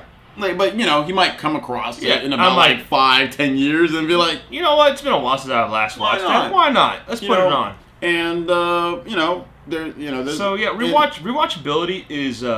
And the way... It's something that's really powerful that people don't even realize because a lot of even like regular TV shows and movies have survived off of their rewatchability. Yeah, look at Friends. Friends, rewatch The Office, The Office, yep. Addams Family. There's some... hell, even I Love Lucy. Oh, yeah. Hell, Full House, Family Matters. Like, I Love Lucy has been on the air for over 40 years. They haven't, and the thing is, they haven't rebooted it. It's not like they just started up a new thing of I Love Lucy, got new actors to replace the old ones that because I think both of them are dead. I'm pretty sure they're dead. I think both of them are dead. The only one that might still be alive is the one who played as oh my god, what's his name? What was his name again? It's not Ricardo. Oh, I couldn't tell you. I forgot the husband's name. But basically it was their son. Like, I'm pretty sure the kid who played the son inside of I Love Lucy is still alive. Pretty sure he's like in his like 50s or 60s. But yeah, no one would want somebody to make a reboot of I Love Lucy because there's no reason to. Just sometimes a series that is good is already there, and there's nothing you can do to make it improve. And you have to accept that. And the thing is, you just have to make your show rewatchable. There's for example, and the best way you can actually make your show rewatchable because I rewatch a lot of shows because I'm at work and I just need something to play. As long as that's English dub, I'll play it. And most shows I've already watched that I put on because if it's new, then that means I'm not going to work. I'm going to pay attention to my show instead of working. So there's if you want to make something rewatchable, you need to put something in your show a little bit early that makes it rewarding for when you realize it the next time that you enjoy it. Like when I decided to binge watch all 4 seasons of Overlord at work, basically, I then started noticing some, that's when you start to learn the hints that Princess Rainer was actually conspiring against her her kingdom since season 2 or 1 or something. I can't remember which season it was when they actually brought her. I think it was season 2. I think it was season 2. I think it was season. Is season 2 the one where we deal with Yeah, it is. It's when Ainz and Demiurge had that fake fight. Yeah. And Evil Eye was there. Yeah. Yeah, like that. Yeah, around that time is when Princess Rainier got into contact actually with Nazarick, and was able to basically establish herself. And then you start to notice things away. And the thing is, I didn't even notice that actually. Funny enough, even when watching season 4 the first time, because actually Zelda showed us the image, and I was like, oh yeah, make sure not to go after this guy. And I'm like, oh yeah, why? And then we watched, and I was like, oh, at that time. Right. I remember this scene, but I don't remember the context of this scene and then what happened after the scene. Yeah. Right. Okay, because the last time I saw this scene was like 6 years ago or some shit. But yeah. So the formula that a lot of these companies of not director. What is it? I mean, wait. I'm pretty sure. Like, I guess like directing companies and all that. Yeah. The thing that they need to here's the ratio that you need to do. If the show has high rewatchability, just keep pumping out that. Yeah. And what I mean by that, I mean don't reboot it and make new things. No, just keep putting out the old stuff that people want to rewatch. Yeah, people will rewatch it. It'll just make money that way. Yeah, people will watch it. People will watch it because it's there. And also, the trick of a lot of things about humanity, funny enough, is a lot of people in general like to look at things that they know already. Funny enough. Now, if it doesn't have very good rewatchability, then do a reboot, because the chances are your reboot can be better than the original. Yeah. Because no one's going to back to rewatch the original. Like for example, like Scooby-Doo. Like, Scooby-Doo has this thing where it's rewatchable, but guess what? To a certain point, because they do the type of humor that they put in Scooby-Doo it's for like each generation. Like the first Scooby-Doo was like what, the 50s or 60s? Yeah, I think it's the 60s. It's like they put humor in their series based on that time era. So there's a reason why it has rewatchability. Yeah, it has rewatchability for those from there. But there's a reason why that it gets rebooted is because some people are just not gonna freaking get it. Some people are not gonna get it, Yeah, Scooby-Doo itself, the original series from the 60s, has a lot of jokes inside of it that aren't gonna match for people from the 90s. I'm not gonna lie. So I didn't. What do we do? I still don't get a lot of the jokes. So what do we do? Oh, we do this. What's new Scooby-Doo? And I'm like, hey, I get the jokes here. And then, even then, it's like, oh, well, let's dive in a little bit further. A pup named Scooby-Doo. Ooh. All right, cool. That's what we got. Then you go a little bit further, and you got to update some things even more. So what do we get after that? Incorporated. Yeah, Mystery Incorporated. That was a good one. That was a good one. Or rather than, it was more like, I guess in that one, it's like, what if we made Scooby-Doo kind of like a little bit more serious? Yeah, what if we made Scooby-Doo almost like realistic? Like a little serious? Like, it's still goofy in the sense of like... I will say this, the ending finale of that was garbage, but I only believe it was like that because it was rushed. They just needed to shut it down. So... the ending of that was awful, but the actual overall show was great. And then you had Be Cool Scooby-Doo, that's good. That is hilarious. That is good. That entire series, hilarious. And that's it. That's all we got. So we don't talk about so that's all we got of the Scooby-Doo franchise. I was going to talk about the movie that came out. Like that they're all those the movies where you got I'm saying the 3D animated movie that came out in like the 2019 or 2020 or something. I think that's actually just called Scooby-Doo. Oh, is it? I don't remember. I think that's just called Scooby-Doo as well. Okay, that movie, it was really like, okay. Yeah, it was okay. It was okay. No, the other Scooby-Doo movies, like Scooby-Doo Zombie Island, Scooby-Doo Alien... I like Scooby-Doo Cyber Chase because that played... Cyber Chase was good. It played like a gajillion times. What was it? Oh my god, is it Alien Invasions or Alien Invaders? I think it was Invaders. I have that movie is when we saw the amount of Riz that Shaggy Rogers has. Oh wait, and don't forget one of Shaggy Norval Rogers has. Don't forget about my one of my favorite, which was the one with the fucking vampires, because we got the Hex Girls the first time. Oh, when we got the Hex Girls the first time? Yeah, I'm pretty sure it was the. It was the vampire Thanksgiving one, right? movie. Or was it a witch thing? It was a witch thing. It was because I remember they put it for both, but I can't remember which one came first. There was an episode that involved a vampire, and then there was a movie. I thought they had a movie also with a vampire. Maybe they did. I thought they did. Like, remember it was like in the canyons or some shit. I think that was the episode. No, it was way longer than an episode. It was not an episode length. I don't even think did the Hex Girls ever show up for an episode? The Hex Girls? Yeah. Yeah. But no, but it was definitely a movie. The vampire one was a movie. I remember there's a movie one. Cause it was like a giant vampire dude, and I was like, yo, that looks like a Yu-Gi-Oh card. I don't know. Maybe that was a movie. I just don't remember that one. Like, dude.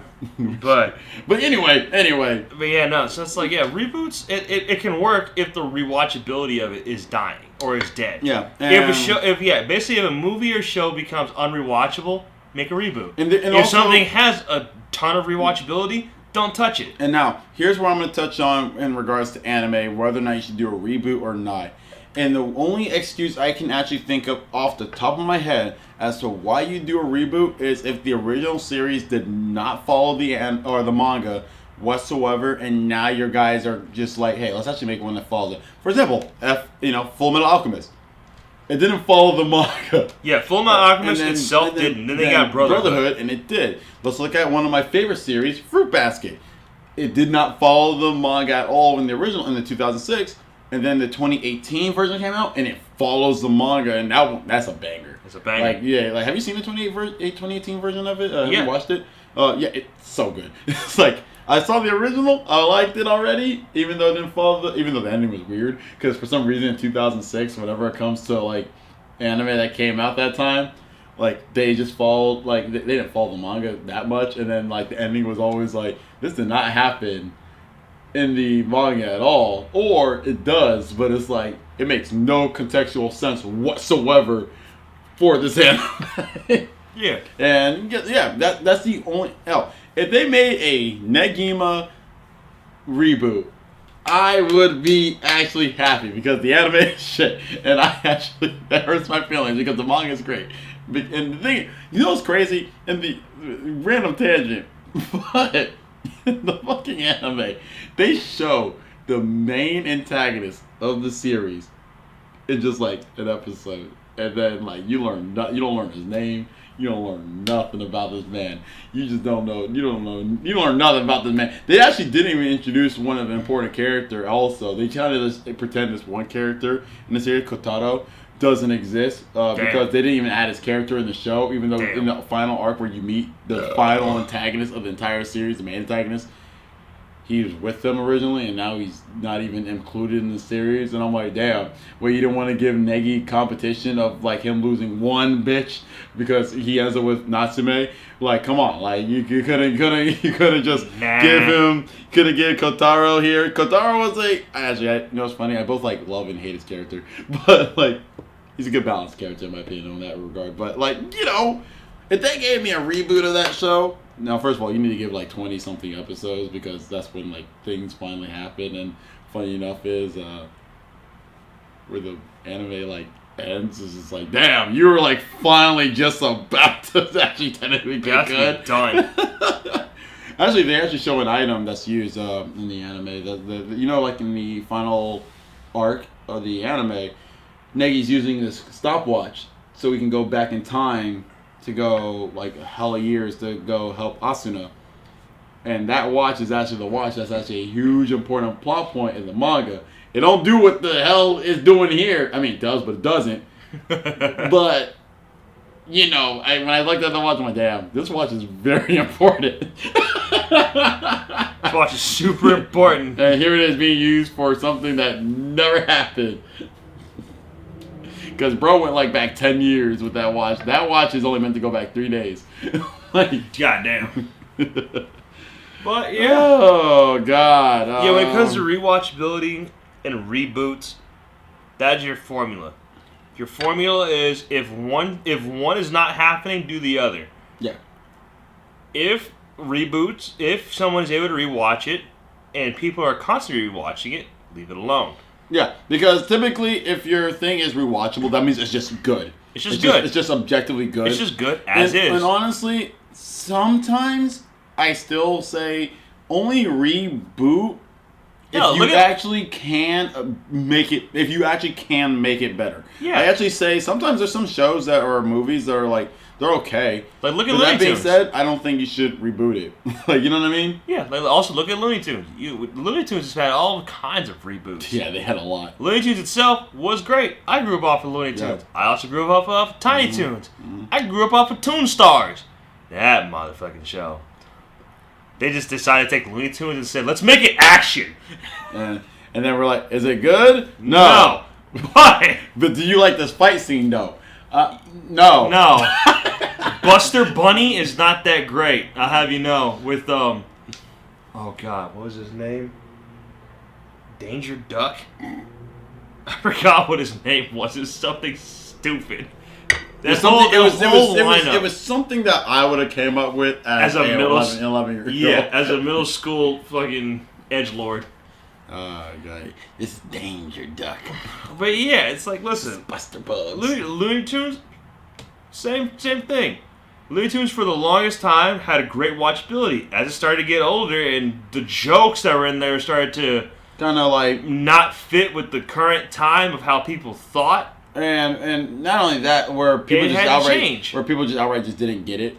Yeah, some people didn't get it. And the reason why I had to say, because people change, because is there a lot of jokes inside of Looney Tunes that could be seen as insensitive? Absolutely. Do I endorse it? Absolutely. I mean, yeah, it's funny. It was funny. If it's funny, it's funny. It was funny. Listen. If I'm laughing, clearly it was funny. I'm sorry. Something. Sorry that other people couldn't handle that type of humor, but that's funny.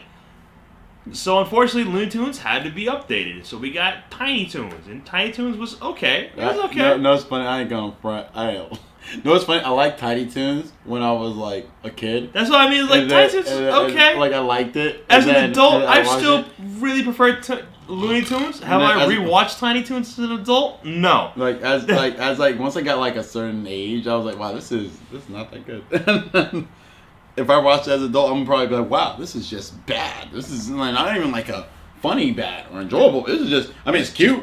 Yeah, it's cute, but yeah. Actually, wasn't it just called Baby Toons, actually? No, it's called Tiny Toons. Is it Tiny Toons? Yeah, it was called Tiny Toons. Like, oh, God. Yeah, it was that good. Yeah, it was called Tiny Toons. Well. And hey, guess what? They eventually got it right with the next Looney Tunes reboot. Because that shit is actually pretty funny. Yeah, it actually is, yeah. I forgot what it's called. Is this just called Looney Tunes? It might be. I don't know. But, because Lola Bunny. She they basically is I think amazing. You know what? Maybe Daphne. She's basically like Daisy. Maybe Daphne Ducks. Not Daphne Duck. Daphne from Be Cool Scooby Doo is maybe inspired to make sure to like, hey, you see how like everyone loves Lola Bunny because she's like unhinged? Well, let's just do the same thing, but for Daphne. And so and they were like, that's a good idea. And guess what? It was. Like, Lola Bunny is hilarious. Oh my gosh, she's nuts. Yeah, reboots can work if the thing you're trying to reboot has very low rewatchability. And also try to remain true to what that thing is trying to be. The reason why the Looney Tunes reboot ended up working out well, the most recent one, is because at the end of the day, they're still trying to make sure, let's be funny. True. They're trying to be funny. That's the end of the goal. For Be Cool Scooby-Doo, they were trying to do the same, like live up to the same old fashion thing. Unfortunately, that one is actually on us. And I don't mean us as like us two. I mean us as like a community of people. Because we all did the same thing that happened with Be Cool Scooby-Doo. We failed Be Cool Scooby-Doo. And that was, we saw, and honestly, you know what? It's two things. It was us, the populace, and the creative directors that they really decided to showcase the marketing. The marketing trailer for Be Cool Scooby-Doo. Because all of us thought the same thought when we initially saw the trailer. It was, wow, this looks ugly. This is and bad. we didn't want to watch it. Bad. It looked bad. I thought it looked Everybody lame. that didn't want to watch Be Cool Scooby-Doo was because of how ugly it looked. Yeah, to be fair, the character design looks stupid. It looks so bad. But you get used to it super quickly. But I'll have you know, when you watch it, it's the funniest thing. The first episode had us dying. From the very start, you get Daphne being unhinged. You get the classic Scooby and Shaggy, but what's even better is the smugness they gave you of those two. Being so close, being zoomed in on the camera, talking about some how people at a college got scared off because of a ghost. And Scooby and Shaggy heard this, and Shaggy just all commented like, huh, cowards! So and it zooms out very far, showcase. They're at the top of a hill that they ran down, almost at the other side of where the rest of the gang is standing, and all you hear is so which way did they run? When I saw that, I died. I died with loud. I was like, I know you two cowards aren't talking. And immediately they showed them like, this is great. And there's a part where it was like. Hey, are you afraid of heights? And then Fred's like, no. Heights, I'm not afraid of. Heights, I have no problem with. It's widths. It's widths. And I was like, what does that mean? What does that mean? And they show you what that means. They show you what it means to be afraid of widths. Wide enough. No, wide enough. Like, what? This man can't walk a tightrope, not because the tightrope is too high, but because it's not wide enough. No, they show us. He looks down. He's really high up. He's like, no, whatever. Looks across, sees just how wide it is. How narrow his walking path is. He's like, not wide enough. We're like, wait, this is real? You weren't making jokes? You were serious? Daphne apparently has beef with an entire marine life. Yeah, aquatic animals. Don't know what that's about. So yeah, reboots can work, but you just need to make sure that what you're rebooting doesn't have a lot of rewatchability. Also, for some reason, Daphne just also either dresses up as something, portrays some type of character, and I still remember and Daphne, be your usual random subject. What are you talking about? He's a falconeer. I'm a falconeer now. Daphne basically became Peter Griffin inside of Scooby-Doo games. Always something random. I'm just like, you're nuts. You're just nuts. Oh, so that's the formula, you guys. If it has rewatchability, don't touch it. If it doesn't have rewatchability, you can reboot it. We actually need to continue watching Be Cool Scooby-Doo. We didn't even get to season 2 yet. We haven't. And we have not. Oh, God. Because we did take a little bit of a break because we binge watched a lot of the episodes.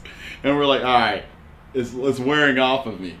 And I don't want to catch up too fast. I don't want to have a 3 leaves, 3 colors. Yeah, and oh god, it's so funny. There we go. I want to change the subject because I was like, nah, reboot sounds like too negative. I'm gonna get angry. Nah, I want to talk about rewatchability. That sounds way more fun. That sounds happy, and also Brandy makes me happy. Or I was feeling in a good mood. Yeah, I'm in a good mood. Mm-hmm. Oh my god. Vision gets a little blurry every now and then. Vision gets blurry every now and then. It's only when it's that quick turnaround, my eyes have to readjust the image. Oh, like your eyes, the camera is focusing. Yeah, dead ass. So I'll be looking at one spot for a minute, I turn and look at another one, and it just be like, there we go. Oh no, I know what you mean. Oh my god. I'm feeling good. Feeling good. Yeah, we got through half the bottle. Yeah, that was the plan. Yeah, halfway through the bottle. Drink. I need to finish my drink. He finishes his third really quickly. Actually, you actually finished it way faster than I. Yeah, I wasn't thinking I was gonna drink it that quickly, but it was really tasty. I mean, it is really yummy. That third one was really tasty. I don't know why it was really tasty, but that third one was really tasty. Oh yeah, we highly recommend mixing, of course, Christian Brothers brandy along with some root beer in general. A&W is pretty solid. In general, the caramel flavor, you tell that why it's smooth in the first place. Very smooth, at least what it says in a bottle. Yeah. Due to the caramel coloring that it does have in there. And it mixing with the A&W root beer really sells that very well. It is very good. If you don't want it too sweet, you can always go for Not Your Dad's root beer. That one's not as sugary, so you can, if you don't want it to be as sweet, you can always go for that. Otherwise, brandy and root beer, very good. Onigai Nagashite, the greatest estate developer. Great manga. Great manhwa. Definitely go for Yankoi, be sure Nigen to, of Fushi. course, be sure to check out the recommendations we gave. We do highly recommend it. It is because they're very fun. It looks like we actually find out it just shows like very fun series to check out in general. I think like the only one's like tragedy, but like Only one's like really rather like, tragedy, like betrayal at least, like to a degree where it's like golly. Oh wait, excuse me. Mine are fun. His are contractual. So, mine are contractual. His are fun. Yeah, there we go. And Find Up it just chose like two harem series where I actually like the main protagonist. You know what's funny? I probably actually did that on purpose because we just finished watching, of course, Midnight Shopper. I don't like him. I don't like him. Yeah. So, yeah. And I just chose ones that just have great world building because Middle-Aged Shopper also had really great world building. Yeah. I just like things that build worlds. It's nice. No, I do like it, especially if it's done in a very natural way, where it doesn't feel like exposition, basically. You know what I mean? Yeah. Like, hell, the reason why, God, I'm basically becoming obsessed with this show, but Song of Spiders, so what? Just the reason I like it is I love the fact that because of the way they portray the show. Funny enough is, yes, do I find the human parts very boring? Yes. Yes, absolutely. But that being said, I do like that you could see how Spider-Chan, Kumoko, affected the world 15 years later, basically and essentially. And it being like, I know you can breathe. Man, I needed that. I started feeling it squeezing my Adam's apple. I was like, what are you doing to me? Get off me. It's like you like being choked there, daddy? No, yeah. I don't. Get off me. I don't like being choked like that. Hey, yo. I'm learning something about my boy. Stop learning things. Anyway. But, I love world building. I love it. It's very fun. Definitely join us again next time where we explain an archetype that we accidentally... Okay, no, we're not going to explain that because we don't want Konami stealing our ideas. Yeah, we have ideas for Konami that Konami's not going to use, but, it's okay. Yeah, we'll have you know, there's a lot of things that happen in this room that are genius ideas, and we tell no one. Because if we do... It's going to get stolen, and we're going to cry, and we're not going to be compensated. Because it's going to be stolen. I mean, yeah, it was great. Yeah. You can't just come up with a new summoning mechanic and then, Yeah, we can't do that. And just talk about it. Yeah, and then all of a sudden when we see it, we're like,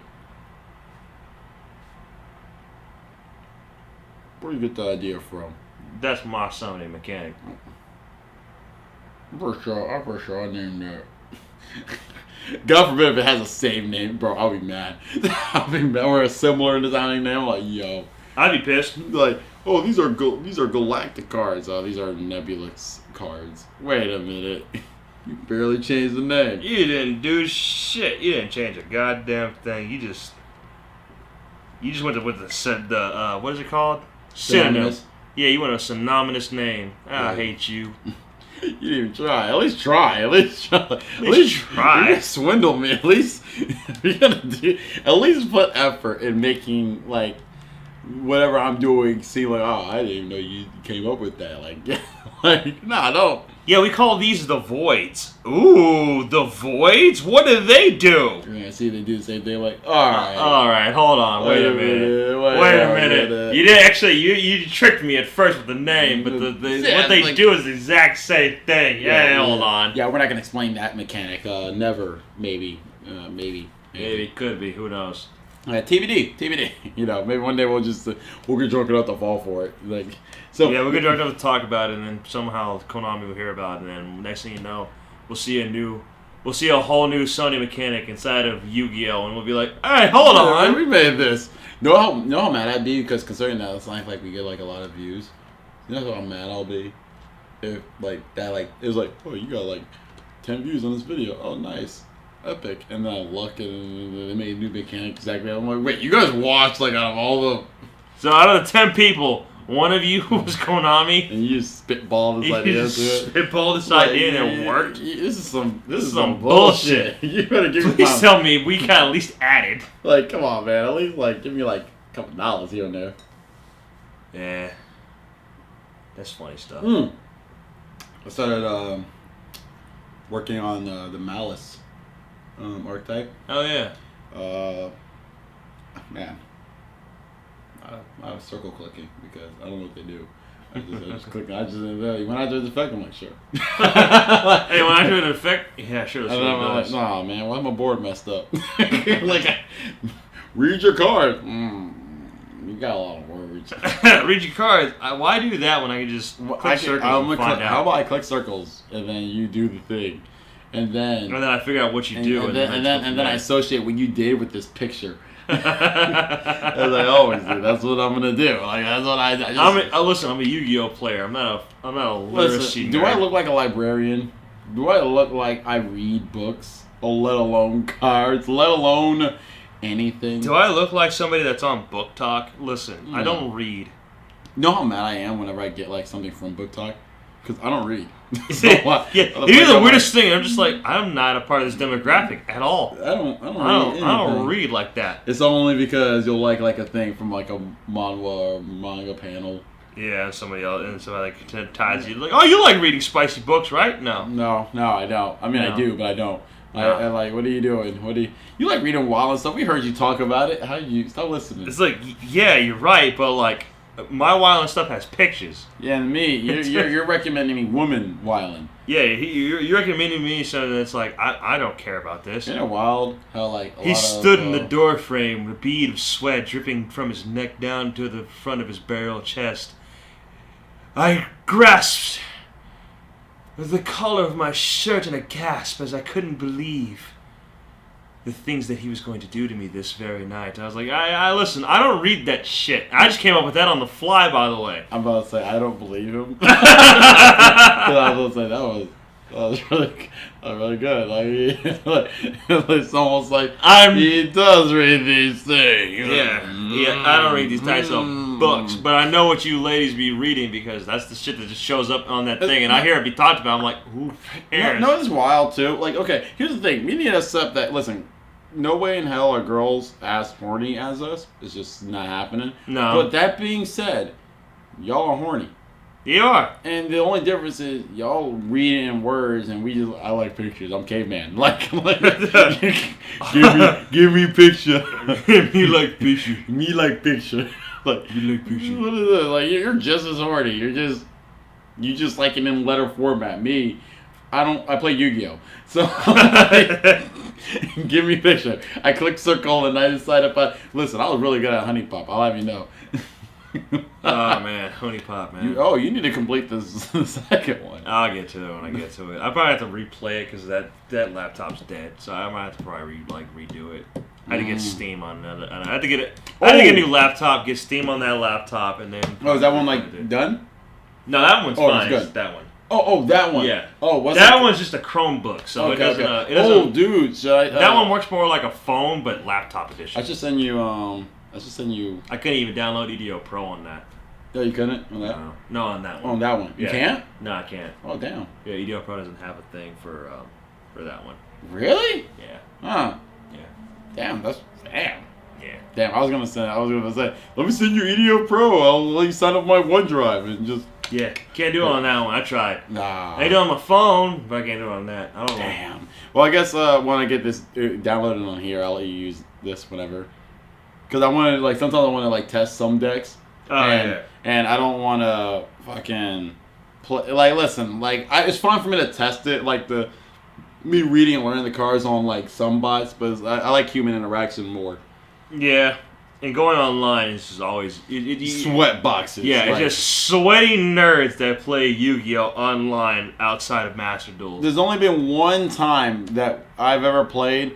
Actually, no, that's not true. There's been a few times where I played realistically. Back in 2016, I played a few times. There was a few non-sweaty people, and then that one time where we were the sweat box, unbeknownst to us, we didn't realize it was by accident. We didn't even know. What was it? Battery Man. And Magnet Warriors. Electric Magnet Warriors. And versus their Fluffle and Blackwings. And Blackwing, right? And we pub stomped these kids by accident, unbeknownst to us. We did a 2-turn knockout. Didn't even realize it because we were doing a tag duel. So yeah. I think one of them went. And we said it for 16,000. He went, and then the other guy went, and then I went. So I was the last one. He was the second one. So it was 1, 2, 3, 4. So those 4 rounds, board kind of got set up. We got into the next one. That guy went. Things went bad for him. He went, took out one of his guys. And then you wrapped it up. And then that guy tried to do something, but he couldn't exactly. Oh, I remember. I stopped some nonsense with my XZ. Yeah, he stopped some nonsense, and I went fusion summon, and then we just ended the game. So. Yeah, it took 8 turns. Yeah, it took 8 turns, which. That's basically 2 turns. It's 2 turns when you break it down, and when you divide it off of 4 people. Yeah, we were just like, we were like, man, that was an intense duel. Yeah, we thought it was a really heavy, intense duel. It was hard, heartfelt, and everything. Ooh. Nah, that was. We actually broke it down based off of like how many people went and how many turns. Like, everyone got like 2 turns. Everybody got 2 turns, and at one point in time, after we had made a move to basically wipe out their board. They were sitting there, and it was taking them a minute to make a decision. For a really long time, and we were just wondering like, what's going on? And so I had typed a message. I was just like, hello.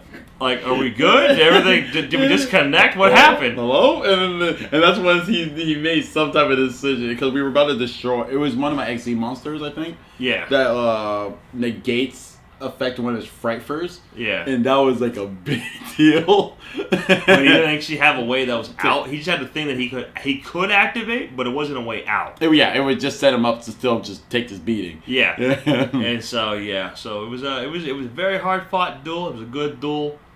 But it ended basically mathematically in 2 turns. And it was fun. It was fun. It was a fun time. I mean, for us, because we won. Yeah. It wasn't fun for those guys. Fun for us. And that's what Yu-Gi-Oh! Is all about. That is what Yu-Gi-Oh! Is all about, is that you're having fun and your opponent is not. Yeah, I don't care if you're having fun. I need to be having fun. It's all about me. It's all about me. The only guy. The only time I care about my opponents having fun is if it's this guy. I care if he has fun while we're playing. Yeah, because that's actually what we're playing for in that moment, is to have fun. Yeah, we're trying to have fun. We're just being stupid. We're not part of a tournament. We like building. One of my hobbies is sometimes I'll just be like, yeah, I built a new deck. I built this deck that does this thing. Hey, it's actually pretty cool. It's not good, but it's not good, but it is cool. Yeah, whatever. And I explain what the dark type does. That being said, like when I'm facing people online in the streets, not on Master Duel, because I don't play that game because I get too salty on it.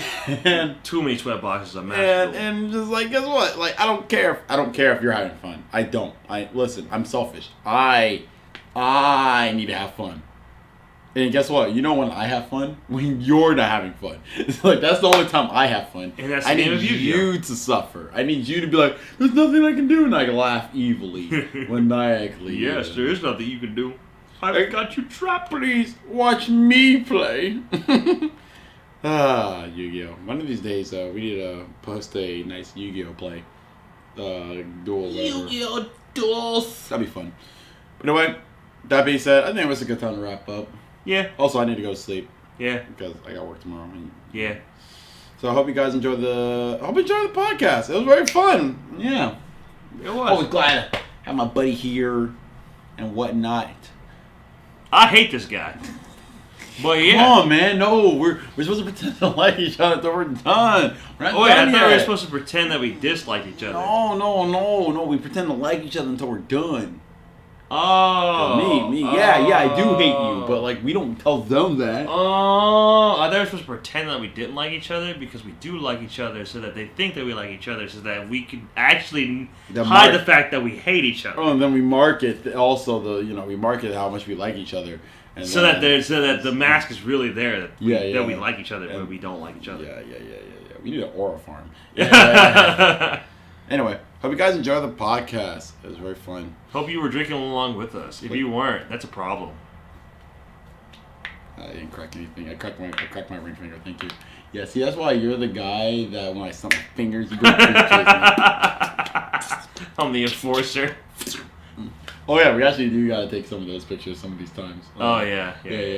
So I can post on social medias. On social media, they can be stupid and we're like. Especially now that we found the gun. Yeah. Oh yeah.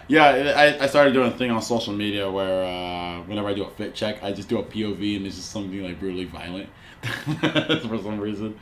Like POV, I just kicked you in the balls and.